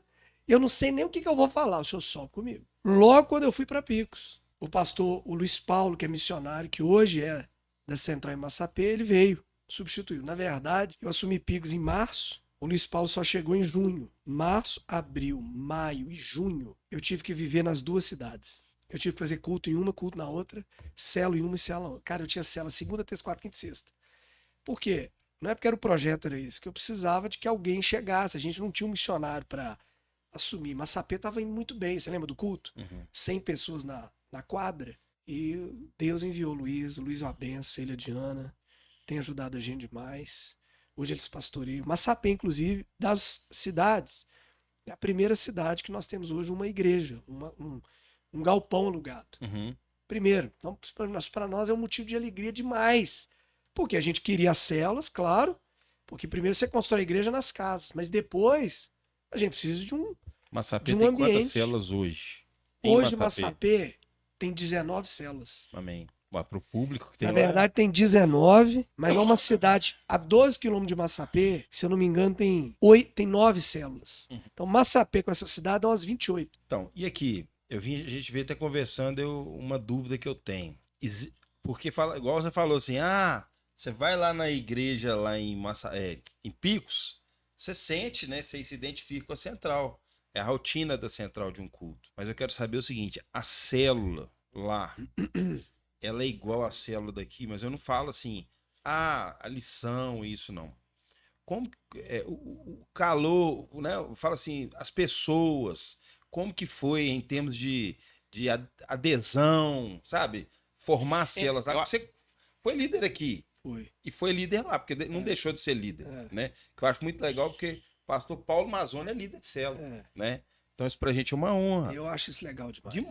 Demais. Então eu falo assim, ser líder lá e ser líder aqui no início, sim, teve diferença? Você sabe, eu converso muito com o Inar, eu sinto que tem uma graça de Deus sobre a cidade lá. Porque nós não temos experiência nenhuma para fazer o que a gente faz. Você sabe, talvez isso seja a grande experiência, liderança de célula. Assim, vocês foram para lá, vocês foram preparados de que jeito? Só liderando célula. Não tinha escola de missionário. Inclusive, alguns missionários foram, não deram certo e voltaram. E alguns missionários foram com pouca experiência de célula. Mas se você for lá hoje ver o que está acontecendo lá, não pode ser a gente. Tem uma graça de Deus ali. Eu nunca tive treinamento, experiência pastoral, máxima liderança de célula. O que a turma tem no máximo é isso. Mas tem uma graça de Deus lá. Nós fazemos célula igualzinho a gente faz aqui. Tem célula que faz o lanche no início, faz o lanche no final, tem um testemunho, tem aviso, tem um momento da palavra ali. Cara, mas o povo ama aquilo. O Inar me disse uma vez que quando ele chegou no Piauí, alguns pastores ou líderes de igrejas lá falaram que ali era um cemitério de missionários. Então que todo mundo que foi e tentou, morreu, não deu certo, a igreja não vingou. Essa era a visão dos caras. Não sei se esses caras estavam querendo afugentar o Inar, mas eu creio que não. Eu creio que era uma visão deles, de uma realidade local mesmo. Cara, mas hoje, quando você vai lá, não tem nada disso. Lá eu chamo lá de maternidade de missionário. Você sabe o que está acontecendo hoje? Além dos líderes, das pessoas quererem ser líder de célula, assumir, o povo tem muito medo ainda. Mas a quantidade de líderes que a gente levanta ano a ano, ela está crescendo. Primeiro ano nós levantamos 13 líderes. Primeira festa de multiplicação. Segundo ano nós levantamos 19 novos. 13, 19. Agora esse ano nós levantamos 50. 13, 19, 50. Eu entendo que tem uma graça de Deus ali. Amém. Porque a igreja cresce, não é porque a palavra é boa, não é nada. A igreja cresce porque tem gente dizendo sim para Deus. Amém. Concordo. Quando você fala sim para Deus, eu falo assim, Amém. Cara, se a igreja inteira falasse assim, Deus, minha vida é sua. Se o Senhor me quer ser líder, eu sou. Se o Senhor quer que eu abra minha casa, eu abro. Se o Senhor quer que eu sirva na igreja, eu sirvo. Se todo mundo da igreja fizesse isso, a igreja não cabia nem agora que nós estamos duplicando o tamanho do templo. Não. Então, o que está acontecendo lá é célula normal. Tem uma graça de Deus ali. O povo ama aquilo. O povo é apaixonado com célula. Eu não sei, das células que eu convivi aqui, eu sinto uma paixão diferente lá. Eu não sei se é porque eles nunca tiveram isso. Então, essa experiência da célula para eles é uma coisa assim. E você sabe, né? Quando o cara apaixona com a célula e ele conhece Jesus para valer, ele quer conhecer a igreja. Então, nós estamos com um número de muita gente dentro de célula. E o desafio, qual que é o grande desafio da igreja? É fazer todo mundo que vai na célula ir aonde? A igreja. Na igreja. Nós temos esse desafio. Tem gente que só quer culto, tem gente que só quer célula. Eu lembro quando eu morava aqui em Belo Horizonte, era uma peleja pro cara. Ele adorava a célula, adorava ali. O cara não ia no culto. O cara não conhecia a central, não conhecia o pastor Paulo. Eu falei, meu Deus, ele tá achando que a minha palavra é boa aqui nessa célula aqui. Ele não conhece. Ele não conhece o homem, tem que ir lá. E era um custo levar o cara, bicho. E lá, nós estamos vendo o povo indo mesmo. Então, assim, tem um favor de Deus diferente ali. Eu sinto que Deus ele tá escolhendo o sertão. Eu sinto como se o sertão fosse a bola da vez, sabe? Assim, Uhum. sinto como se Deus estivesse com pressa. Deus quer ganhar o sertão. E aquele que se levantar e falar assim, pode contar comigo. Ah, mas ele vai usar mesmo. Amém. Gente simples, cara, Bruno, gente simples. Uma coisa que Deus tá me quebrando também é porque nós temos uma ideia, você que pode ser líder de célula e fica falando não, fica fugindo. Nós temos uma visão, às vezes, de liderança muito errada. Porque às vezes a gente fica escolhendo bom líder, igual, por exemplo, Samuel escolheu a Bíblia diz que quando Samuel chegou na casa de Jessé para ungir Davi, primeiro que ele olhou, Davi tinha 8 irmãos, só tinha 7 dentro de casa. O Jessé tinha 8 filhos, só tinha 7 dentro de casa. Então aquele bate o olho Eliabe, que ele olha o perfil do cara, ele fala, é esse que Deus vai ungir. E aí Deus fala, não, Samuel, você não entendeu nada. Eu não olho a aparência, eu olho E Deus começou a mexer nisso comigo. Eu ficava muito preso em habilidade, em jeito, não sei o quê. Cara, Deus tá me surpreendendo. Deus tá mostrando, não, você não entendeu, filho. É eu que escolho, é aquele que eu escolho segundo o meu coração. Esses aí eu vou usar. E tem gente falando sim pra Deus lá, Bruno. E que tá dando um nó na minha cabeça. Que tá liderando melhor do que gente que eu tinha, sabe? Expectativa. Né? E Deus tá usando esses caras. Pastor, vocês estão vendo ele falar aqui com humildade, com tranquilidade, mas esse homem aqui, ele tá crescendo, né? Claro, glória a Deus, como ele tá dizendo, abençoado por Deus, mesmo o projeto, mas ele fez um crescimento muito grande, né? Nesses últimos meses ou anos, vamos colocar assim lá. E aqui, quando a gente cresce, a gente tem a multiplicação. E às vezes a multiplicação, ela vem com dor. Então não é divisão, é multiplicação. Né? Como é que você trata isso lá? Que da mesma forma que você cresce acelerado, você multiplica acelerado e às vezes quebra vínculos e tal. Como que você trabalha isso? Então, você Os sabe amiguinhos da célula, né? Então, os montinhos. Cara, você sabe que a multiplicação, para mim, ela é um sinal de saúde da célula, Isso, também. mas ela também é sinal de maturidade de quem tá ali dentro. Porque quando você não quer multiplicar, você não entendeu o que nós estamos fazendo ali. Amém. Porque se a célula for só um ambiente para esquentar o sofá, para ficar gostosinho para nós, e o povo que se perca lá fora, você não entendeu nada. Você tá com uma visão de criança. Que o cara, quando ele começa a ganhar maturidade, ele não pensa só nele. Ele olha para fora. Isso aqui tá ótimo para mim, mas eu já tô salvo. Minha família tá aqui, quem tá lá fora? Porque eu só estou aqui porque alguém um dia não pensou do jeito que eu tô pensando. Alguém um dia pensou assim, não, eu tenho que abrir a casa, nós temos que multiplicar, tem jeito para alcançar. É por isso que nós estamos aqui. Alguém pensou nisso. Alguém quem? Alguém maduro. Uma célula que cresce para mim, uns sinais para mim de uma célula saudável. O pessoal acha que é só ter palavra boa, não é nada. Célula saudável, claro que ela tem que ter um ensino, doutrina saudável, bíblica, mas ela tem que resultar em crescimento, formação de discípulo, e ela tem que multiplicar. A multiplicação tem que ser um alvo. A multiplicação tem que ser um desejo do povo. E eu entendo que no ambiente em que existem novos convertidos, você imagina o bebê. Então o bebê nasceu agora, ele quer a comidinha na boca. Ele não come sozinho. E ele quer um ambiente gostosinho, ele quer aquilo ali, ele quer o cuidado. E não tem problema. A fase do bebê, ele só receber. Meu irmão, mas ninguém pode ser bebê a vida inteira. Uma hora, ele tem que crescer e cuidar do irmãozinho mais novo dele. Ele tem que sair do nível, ele tem que ir para um outro nível de maturidade. E eu entendo que na célula, essa maturidade, ela começa com entendimento. O que nós estamos fazendo? Nós estamos alcançando pessoas. Amém. Amém. Nós não somos só membros de igreja. Nós queremos alcançar gente. Essa casa tem um limite de gente. Eu estipulei lá um limite de célula, porque o povo tá fazendo célula com 40, 50 pessoas. Eu não vi, isso não é célula, isso é congregação, cara. Eu conheço Você uma já célula. tinha que ter Assim. multiplicado assim, já. Você conhece uma célula? Cara, você tem que multiplicar esse negócio. Mas é que lá tá tendo dificuldade para ter anfitrião. Porque nós estamos vivendo um tempo aqui, pelo menos assim, as conversas nossas aqui, que o povo às vezes está um pouco assim, anfitrião tá meio complicado. Lá tem essa dificuldade, eu acredito que tem. Tem tudo. Tem tudo. Tem dificuldade de abrigar, dificuldade de levantar líder. Tem célula, que ela cresce demais e o povo não quer liderar. Às vezes até tem um anfitrião. Tem célula que já tem gente querendo liderar a célula, mas tá pequena ainda. Tem de tudo, tem de tudo. E eu respondendo a sua pergunta, que esse crescimento lá, dessas multiplicações, como é que a gente trabalha isso? Nós temos que melhorar muito nisso. É sempre levando Aproveitando a lição ali, você não precisa tirar a lição, fazer nada disso. No momento da lição, quando você vai às vezes dar uma palavra um pouco mais evangelística, você só relembra por que nós estamos aqui, o que significa esse grupo, Ser intencional, por que isso né? aqui existe, qual que é o alvo disso aqui. Isso aí não é óbvio na cabeça de quem tá lá. O óbvio também precisa ser dito. O óbvio tem que ser dito, cara. Então, um comandante meu, Ele- quando eu tava em Brumadinho, ele falava isso, Coronel Ângelo. O que é óbvio Precisa ser Precisa. dito e dito várias vezes.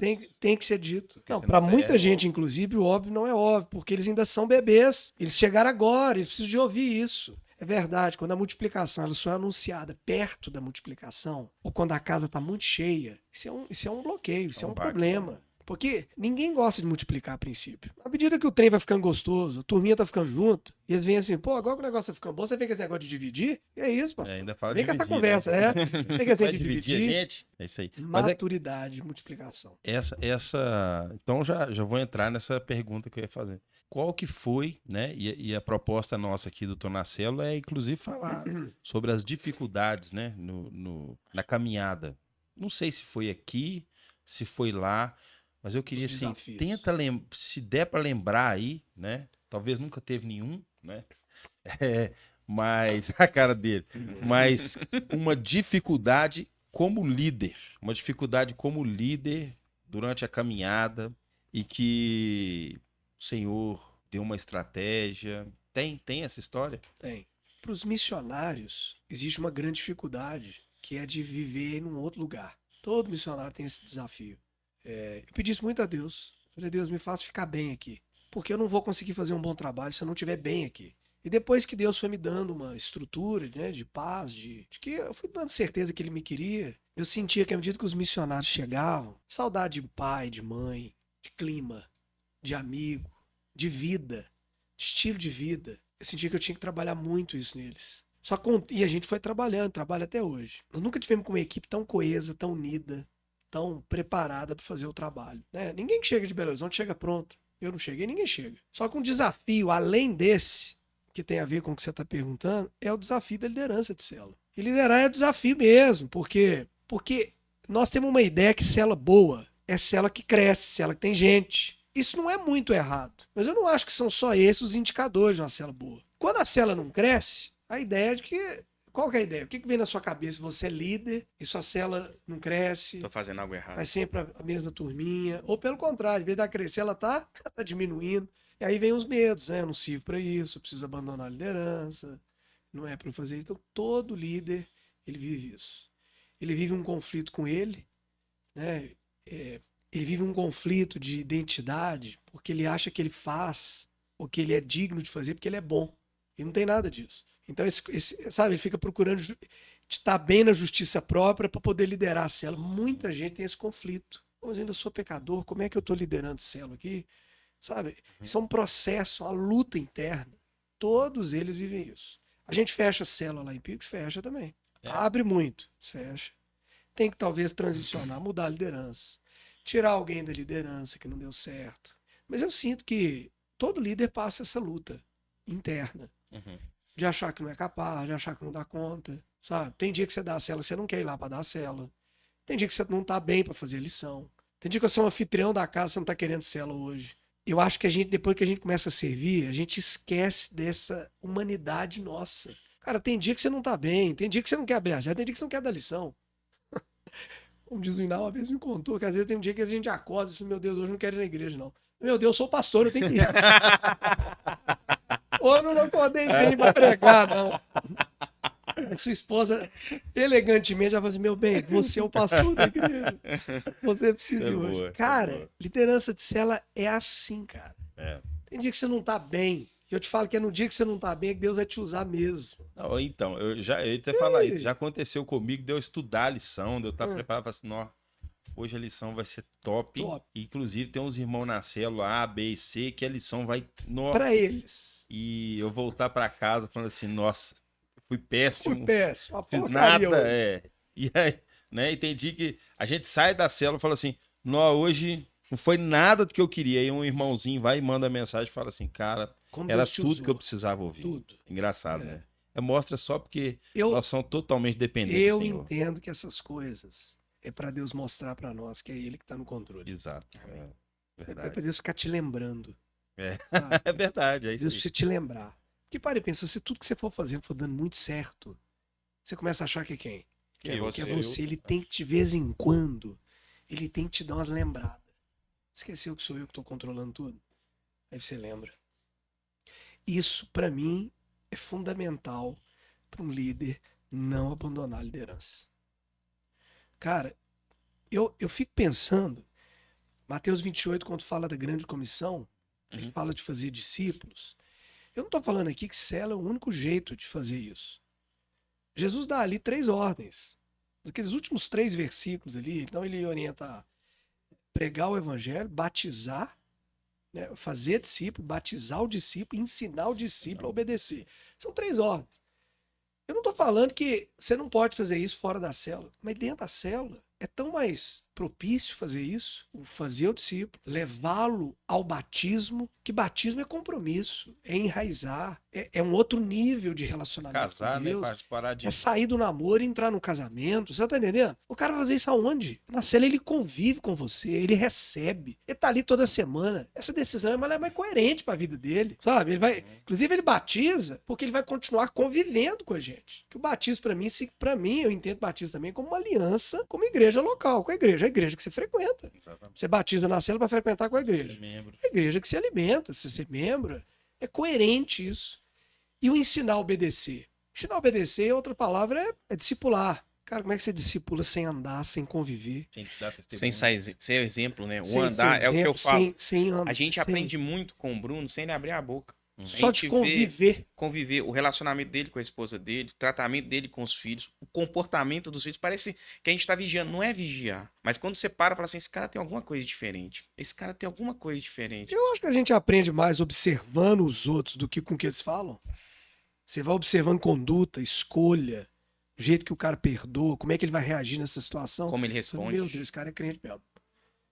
Eu não sei se é Santo Agostinho, né? Quem que é? Eles falam assim, prega o evangelho, se Se preciso for, fale. preciso for, fale. Acho que é Agostinho de Hipona mesmo. Pois é. Você tá entendendo? Isso aí que você tá falando é porque testemunho basta, convence, transforma, gente. Testemunho. Como é que você vive testemunho? Convivendo com os outros. Então, nesse sentido, eu acho muito importante o ambiente ali, você viver isso. A célula te dá isso. Bom, E lá em Picos eu imagino assim, né? As dificuldades e tudo. Mas o que, agora investe um pouquinho. O que foi mais fácil lá, se é que teve algo mais fácil, do que aqui? Do que em Belo Horizonte? eu acho que lá, eu acho o povo tão aberto para o evangelho lá. Mais sede? Mais assim. Eu acho. Não tô falando que o povo não falta célula, falta culto, não tem que abandonar pecado, nada disso. Mas eu sinto o povo aberto. É difícil, complicado falar isso, porque eu acho que tem um favor de Deus ali, de tem algo acontecendo ali. Eu só consigo confirmar com os meus olhos naturais, mas espiritualmente tem algo, tem uma graça, tem alguma coisa ali. A igreja, no primeiro ano, quando nós chegamos lá, a igreja tinha 2 líderes locais. Dois líderes locais. Tirando os missionários. Eu nunca conto os missionários, porque eles são missionários. E se a gente tiver que um dia construir uma igreja, é com gente da igreja, que mora lá. Eu nunca conto. Nós tínhamos 2 líderes locais. Bruno, nós saímos do outro ano, a gente já foi para 15 líderes locais.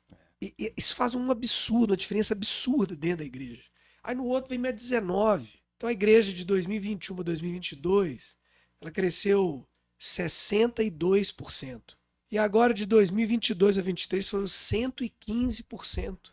Teoricamente seria um crescimento menor, porque quanto maior a igreja, mais difícil crescer em termos percentuais, fica mais complicado. Só em números absolutos, né? Ué. Então, assim, uma igreja de 300 ir para 600 é uma coisa. A igreja de 600 ir para 1.200, proporcionalmente é a mesma coisa, mas prática ali não é a mesma coisa. Então, mas é o contrário que está acontecendo. Não, o percentual está crescendo. Então tem algo ali. Eu vejo simpatia no povo, fome, desejo deles. Você acha que pode ser a região, não sei, tá? Tô supondo aqui, mas a região, gosto de falar, talvez eu fui para uma região com menos recursos, e aí a gente pensa assim, por causa da falta de determinados recursos, existe menos autossuficiência, então mais dependência. Eu penso muito, né? Isso é uma ideia. Eu entendo que Normalmente nós sentimos falta de Deus quando as coisas faltam. Eu não tô falando que você só sente falta de Deus quando você tá vivendo no deserto. Mas às vezes, quando a vida tá muito boa, eu preciso de Deus pra quê? E eu acho que muito da nossa frieza espiritual, às vezes, é porque às vezes faltam uns probleminha. Cara, problema é bênção quando te faz lembrar que Deus tá aí, que Deus te quer perto, que... Deus sabe que a gente funciona assim, né? Deus sabe que a gente às vezes só lembra que ele existe e só desperta quando a gente tá vivendo um desertinho. E eu sei que, eu acho que também essa falta de um ambiente, nós estamos no Nordeste, é muito diferente da realidade aqui, isso também é um fator que aumenta, que tem contribuído para esses números. Para mim, eu não tenho dúvida nenhuma que a graça de Deus ali é um negócio surreal. Nos cultos, quando eu assumi os cultos, a igreja tinha 55 pessoas em março de 2021. Eu lembro que eu botava as cadeiras até afastadas. Dá a impressão que a igreja tá cheia. Pra não parecer que eu tava fazendo era uma cela grande ali. Falei, meu Deus, afasta essas cadeiras aí, por causa do Covid. Não era nada, era pra dar uma sensação. Cara, a igreja cresceu tanto, cresceu tanto. Nós somos, a igreja é dentro de um galpão, que nós ficamos do lado esquerdo do galpão. Do outro lado do galpão, exatamente no meio, do outro lado, é uma faculdade, era. E a igreja começou a crescer, de ficar gente em pé. 200, 300 pessoas, de 50 para 300. Aí o que eu pensei? Falei, meu Deus, como é que nós vamos fazer? Vai ter que fazer 2 cultos. Se eu já sou uma luta para pregar em um culto, imagina pregar em 2. Jesus tem misericórdia. E aí eu pensava assim, Deus, eu não tô pedindo pro Senhor fechar a faculdade. Faz a faculdade prosperar a ponto dela precisar de um outro lugar. Eu comecei a orar isso aí. Que se for crescer, né? Quer dizer, antes disso, a gente começou a fazer um culto de manhã, porque não cabia todo mundo à noite. Cara, não deu um mês. Nós tiramos 100 pessoas da noite pra de manhã. Um mês depois, de noite, tava lotado de novo. Falei, meu Deus, não resolveu nada. Resolveu, né? Aí a gente tem 2 cultos. Começou em setembro do ano passado, de manhã e à noite. A noite continua abarrotada. E eu sinto que é Deus falando assim, filho, eu vou dar mais aí do que vocês estão experimentando. Amém. Pode preparar isso aí. E aí eu tinha orado, pedindo pra Deus, falei, Senhor, vamos pra onde? Vamos fazer 3 cultos. Aleluia, Jesus. E aí, o cara da faculdade, o dono do imóvel, liga pra nós, finalzinho desse último ano agora, início desse ano agora, falou lá, o pessoal da faculdade tá saindo. Eles precisaram de um outro lugar, que não atende mais eles. Vocês não querem ficar com o outro lado do imóvel? Cara, eu senti que aquilo foi de Deus. Eu senti que Deus tá dando esse lugar pra nós. A igreja já tá crescendo. Eu tinha um medo danado, porque, você sabe, uma coisa é falar pra 300 pessoas. Às vezes você vai rir do que eu vou falar, vai falar pra 600, pra 700, pra 800. Eu falei, meu Deus do céu, o que tá acontecendo aqui, ué?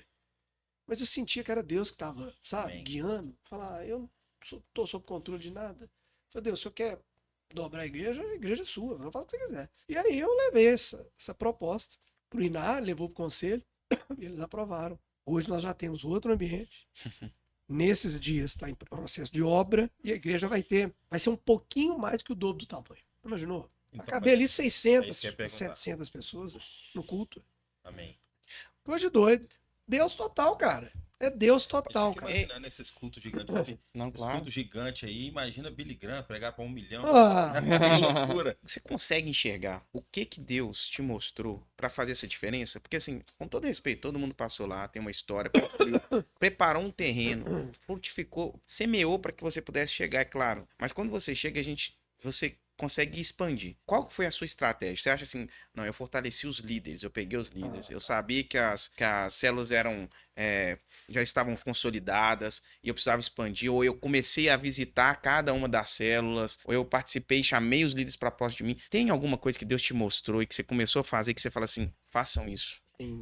Precisa de mais 1 hora de podcast. Nossa, você vai falando e vê um monte de coisa. Quando eu cheguei lá, a gente não tinha um bom relacionamento entre a equipe de missionários. Não tinha. E eu não tô falando culpando eles não, porque não é fácil. A gente morar junto, trabalhar junto, ninguém se conhece. E de repente a gente se coloca pra trabalhar numa mesma equipe. Mas é todo mundo crente. Meu irmão. É crente, mas ainda é gente. É crente, mas é gente. É crente, mas cada um tem suas crises, suas visões de mundo, de igreja, de projeto. Criado de um jeito. Sabe? E não é fácil isso. Então eu senti de Deus que a primeira coisa que eu precisava fazer era corrigir o ambiente. Se o ambiente não fosse de unidade nossa ali, que não ia dar certo. Eu precisava colocar a casa em ordem primeiro. Depois que eu coloquei a casa em ordem, eu entendi que a gente precisava se relacionar mais com as lideranças que Deus já tinha dado para nós. E a gente começou a envolver muito com a equipe da igreja, com pessoas que se dispunham mais a servir. Não era líder de célula. Essa ideia de que todo mundo que serve é líder de célula, para mim é uma ideia muito errada, porque tem tanta área na igreja que precisa de você. Às vezes não é a liderança de célula, mas precisa de você. E a gente começou a se envolver com esse pessoal, com um relacionamento mesmo. O pastor Alexandre Regato, que é bom disso, quando ele falou em Pix, ele fala o GD na praia, outro GD que ele faz é no sítio. Ele tenta trazer as pessoas para um ambiente de relacionamento. E esse relacionamento, eu acho que foi construindo um alicerce para o povo confiar e entender que o que a gente estava fazendo ali era para valer. Porque eu entendo também que muita gente que vê as igrejas nascendo, muita gente acha que aquilo é fogo de palha. Vou ficar muito apegado com esse povo, não, daqui a pouco eles vão embora.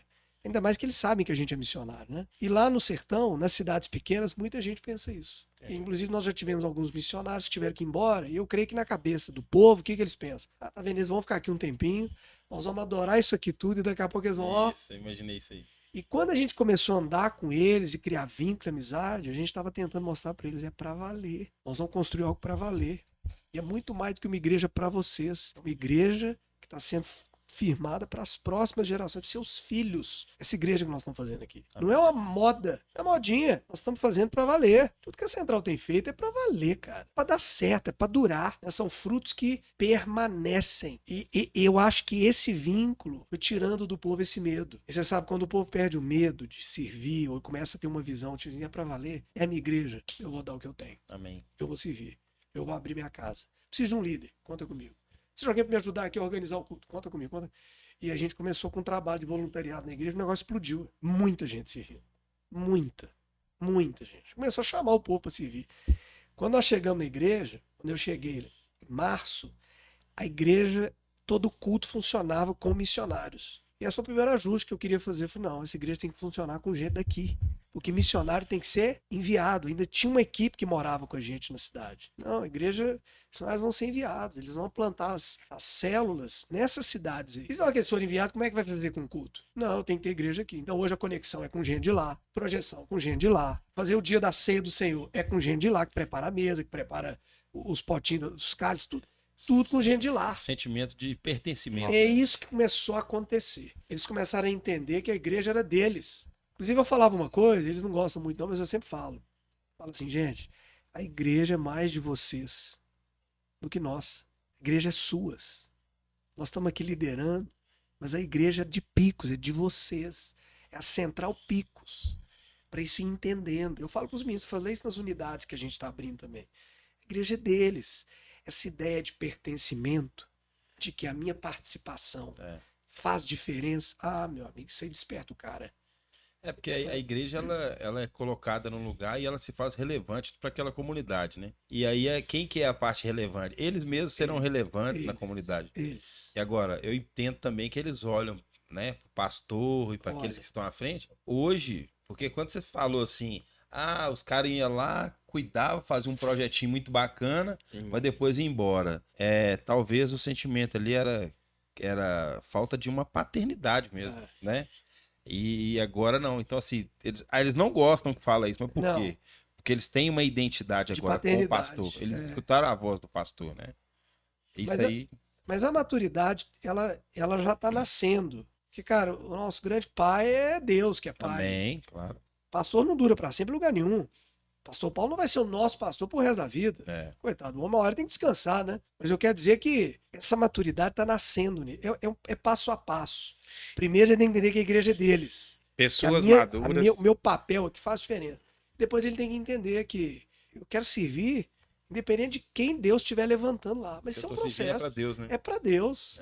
Eu amo Deus, eu quero Deus, eu quero Jesus na minha vida. Amém. Então você pode dizer assim, não sei se o que eu vou fazer uma analogia aqui vai estar sendo, mas pessoas maduras, células maduras, igreja madura. É isso aí. Eu entendo assim. Eu entendo que gente madura nasce de um bom discipulado, precisa de uma boa referência. Umas coisas que eu sou muito fã da Central, cara, nós temos muita referência boa. Nós não temos desculpa. Cara, nós não temos desculpa. Ao contrário. Nós temos uma baita de uma responsabilidade de ser crente de verdade. Nós não podemos fingir Porque nós não temos desculpa. É verdade. Nem se a gente tivesse alguém fazendo besteira, a gente deveria usar o erro do outro para se justificar. Mas nós não temos desculpa mesmo. É uma igreja muito séria, a liderança muito séria. E isso vai formando um discipulado sério. Gente séria se torna gente madura. Gente madura, célula de gente madura, é célula madura. Saudável. Isso, célula saudável. Isso se repercute na igreja. E eu acho que a gente vai chegar lá naquela conversa onde que a gente falou que o exemplo arrasta.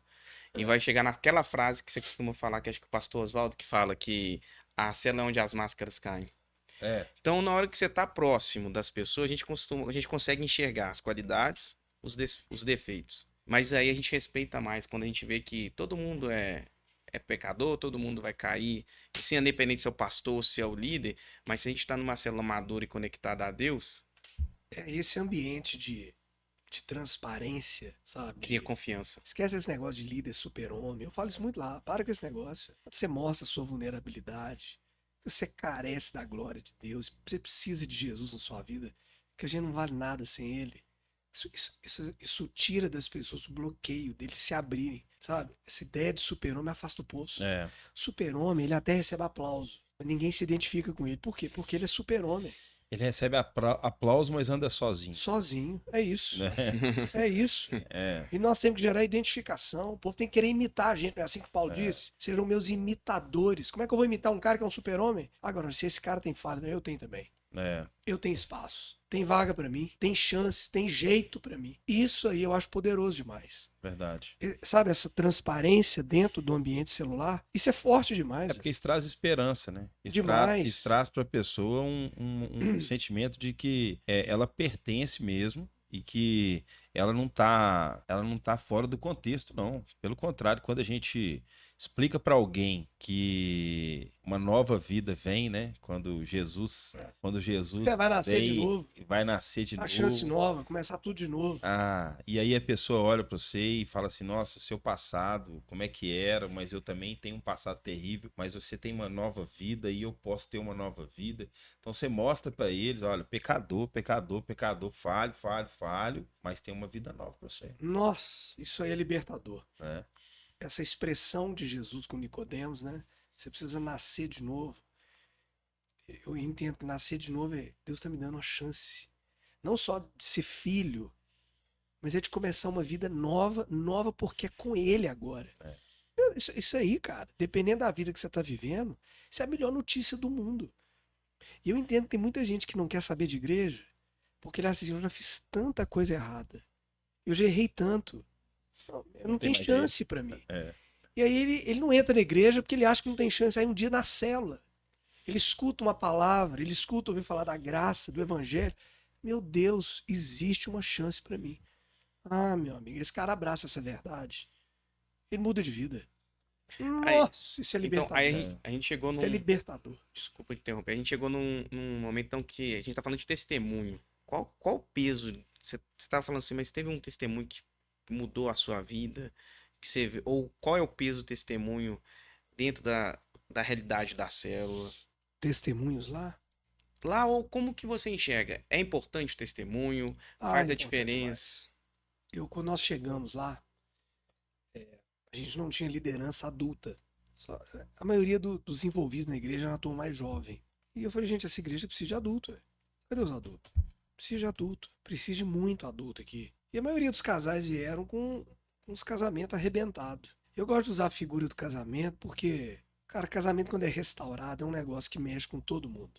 Nós temos líderes de célula hoje que chegaram lá, mas já chegaram na igreja. Sabe quando o cara chega na igreja com a certidão de divórcio debaixo do braço? Ele já tá separado, quase separado já. Você vê esse povo hoje servindo a igreja, liderando célula que multiplica, que cresce. E quando você pega um casal que tá chegando, que tá com um casamento nesse nível de quase separação, esses testemunhos, eles mostram que Deus é capaz de fazer. Você conhece história de gente que já era pra ter separado. Os caras são muito bem casados hoje. Não, e tem uns que trabalham. Cara, isso não é terapia. No encontro de casais, vira é milagre. Cara, é milagre. É água transformada em vinho. Amém. Não tem jeito. É Jesus pôr na mão total. Eu tô dando testemunho de casais, né? Mas esse testemunho, eu gosto de usar uma expressão lá, que testemunho, ele é a força evangelística de uma igreja. Porque o que evangeliza, o que arrasta o cara, o que faz o cara questionar, é quando ele vê testemunho. Não é muito o que você sabe, não é muito o que você ensina. É o que ele começa a ver Deus fazendo na sua vida. Você pode estar caladinho. Mas na hora que Deus começa a ver que você mudou, que você começou a perdoar, você não era um cara de perdoar, rancoroso, você ajustou seu casamento, você mudou seu jeito de falar, você virou um cara mais... Esses testemunhos arrastam o povo. Não tem jeito. Isso é poderoso demais. É poderosíssimo. Toda igreja, ela é forte quando ela tem testemunho saudável daquilo que Deus está fazendo. E você sabe que no nosso caso, testemunho acontece aonde? No ambiente celular. É na intimidade ali, ó. Se ela tem que ter um momentinho ali, o povo tem vergonha às vezes de contar os negócios, né? Eu falo com o povo lá, gente, vocês têm vergonha de contar que o casamento tava ruim. Aí fica todo mundo fingindo aqui que tá todo mundo bem no casamento. E às vezes você vai abrir sua boca, você vai contar que você chegou na cela quase separando, e hoje como é que você tá? 3, 4 que estão te ouvindo lá falam, meu Deus, tem chance pro meu. Esse cara ia separar amanhã. Por causa do seu testemunho, esse cara falou, eu vou continuar aqui. Eu vou conversar com aquele cara pra entender o que ele fez.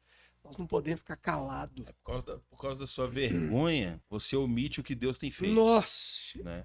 é o testemunho, você não testemunha Que a testemunha o que Deus está fazendo, eu o que acho você que está vendo ele fazer. o que ele fez na sua vida, na minha, o testemunho, eu creio que é uma das maiores ferramentas que o próprio Deus usa. Ué.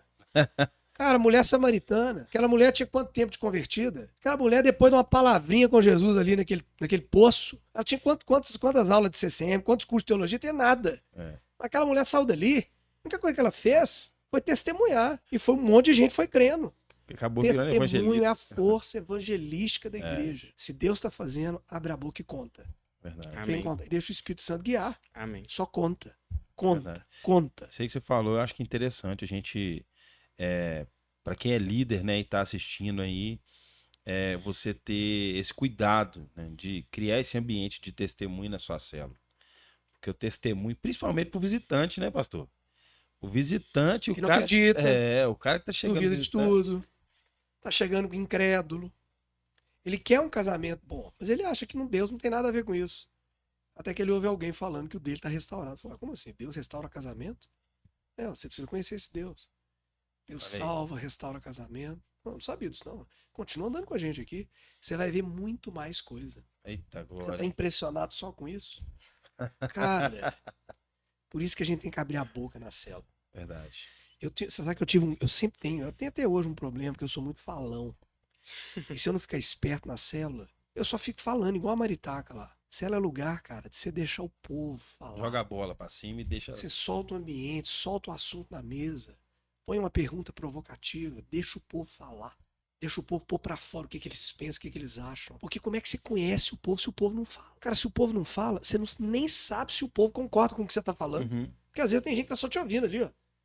Agora, na hora que eles criam um ambiente, uma atmosfera amigável, transparente, que eu posso perguntar, que eu posso falar, dar minha opinião. Ah, meu filho, você vai ouvir de tudo. Às vezes a gente tem medo. Escuta aqui, você que é líder, eu sei que você tem medo. Né? Às vezes o cara vai falar um negócio, vai falar um trem que não pode, é bobeira. O povo vai lá. Deixa o povo falar. Você vai conhecer e o povo vai crescer mais. Pastorzão, então eu queria que você fizesse pra gente uma mensagem aqui final. Porque, olha, já acabou. Já acabou. Já acabou. Teríamos tempo aí pra. Teríamos tempo, não. Precisaríamos de mais tempo, Cara, né? Parece Tem 2 horas que nós estamos conversando. Mas é que- Eu não tem voz mais. que eu queria que você deixasse uma mensagem, aquela que vem do seu coração, Coração. pro líder. Posso Líder. perguntar em complemento? Claro. Se você puder pra gente, por favor, definir o que é célula pra você, não é pela central, mas o que é célula pra você. E aí você já pode completar essa mensagem Nossa. aí. Eu entendo que célula é igreja nas casas. Amém. É igreja. Célula para mim não é estratégia de igreja. Não é estratégia de crescimento. Célula é o jeito de viver igreja também. Culto no templo, no pátio, no templo e nas casas. Eu não entendo que célula é estratégia. Célula é o jeito da gente viver igreja. Amém. Célula tem coisa que você só vai usufruir em ambiente pequeno. Você pensa, esse nível de relacionamento que vocês têm, frequentando uma igreja grande, você não tem. Você precisa de um ambiente mais íntimo. Mas você também precisa daquele ambiente grande. Fico pensando qual das 2 asas que é a mais importante, a da esquerda ou a da direita. Não sei se você já leu esse livro, Perdeu o a equilíbrio. Segunda Reforma. Você precisa das 2 asas, cara. Sabe? Célula, para mim, é igreja nas casas. Amém. Amém. Não é ambiente de relacionamento, de palavra, não é ponto de pregação, não é lugar de estudo bíblico, mas é igreja nas casas. O que tem igreja? Relacionamento, amizade, palavra, lanche, comida, tudo isso. Tudo. Amém. Manda aquela mensagem agora pro... Aquela Pô. direta pro vai líder. lá. Isso. Vou imaginar que eu tô falando então pra minha turma lá. Vai lá. E quiser Lá mandar um de- abração pra De turma Picos. lá também. É manda, mesmo. porque nós Tô vamos- falando de Picos e não mandei um abraço pra turma de Picos abençoada. Amo esse povo demais. Amém. Sei que Deus me quer lá. E o que Deus está fazendo lá é inacreditável por causa da vida de cada um de vocês. Eita, glória. Que tem dito sim o que Deus está fazendo. Nós não estamos construindo uma igreja para essa geração. Nós estamos construindo para as próximas aí. Amém? Amém. Mas eu queria trazer assim, uma palavra para você que é líder, que está ouvindo, para você que ainda não é líder, que está com frio na barriga, não sabe se lidera. Cara, quando eu fui para Picos, quando eu fui para missão, tudo que nós estamos fazendo lá, se você me perguntar assim, o que você sabia fazer do que você faz hoje? Praticamente nada. O que você estava disposto a fazer? Tudo. E isso faz diferença. Porque eu acho que o chamado para nós no ministério, seja para liderar uma célula, seja para ser um supervisor, tem muito mais a ver com o que você está disposto do que aquilo que você sabe fazer. E a gente fica olhando muito o que a gente sabe para falar sim para Deus. Deixa Deus te usar. Meu irmão, quer dizer para você, se você tem essa vontade ou esse desejo, às vezes você não tem. É importante isso. Às vezes você não tem o desejo, a vontade, você tem mais é medo. Mas você sente que Deus está te chamando, vai. Se é Ele que está te chamando, vai. Se é Ele que está te chamando, vai dar certo. O propósito é dele, a graça é dele. O que Deus vai fazer é através do seu sim. Importa o que você sabe fazer, importa se você está disposto a fazer. Eu te encorajo, se lança, deixa Deus usar a sua vida. Deixa Deus usar a sua vida para liderar uma célula, para cuidar de um grupinho de gente. Coisa mais linda que tem. Você vê gente convertendo, gente batizando, gente se tornando discípulo de Jesus, mas que nasceu ali. Você se torna... Você é pai espiritual. A coisa mais linda que tem, você vê um cara perdido no mundo. Um cara que hoje anda no evangelho. Fala, meu Deus, outro dia esse cara estava perdido. Como líder de célula, você tem a chance de ver isso de camarote. Que Deus te use, te dê graça. Que você diga sim a esse chamado de Deus na sua vida. Amém? Amém. A voz acabou. Eu queria agradecer, pastor, muito pelo seu tempo, você ter vindo nos ajudar. E você que está em casa, não deixa de clicar, se inscrever no canal, compartilhar e ajudar Instagram, a gente. @tô na célula, viu? E eu faço uma perguntinha no final aqui, né? Para quem tava aqui, ó. Pastor, o senhor tá em alguma célula? É sempre. Tá em Na célula? verdade, eu tenho 2 células. Também. Você tá em célula? Claro. Eu tô na célula. E você? Um grande abraço, obrigado. Tchau, gente. Né? E compartilha aí pra gente. Deus abençoe, pessoal.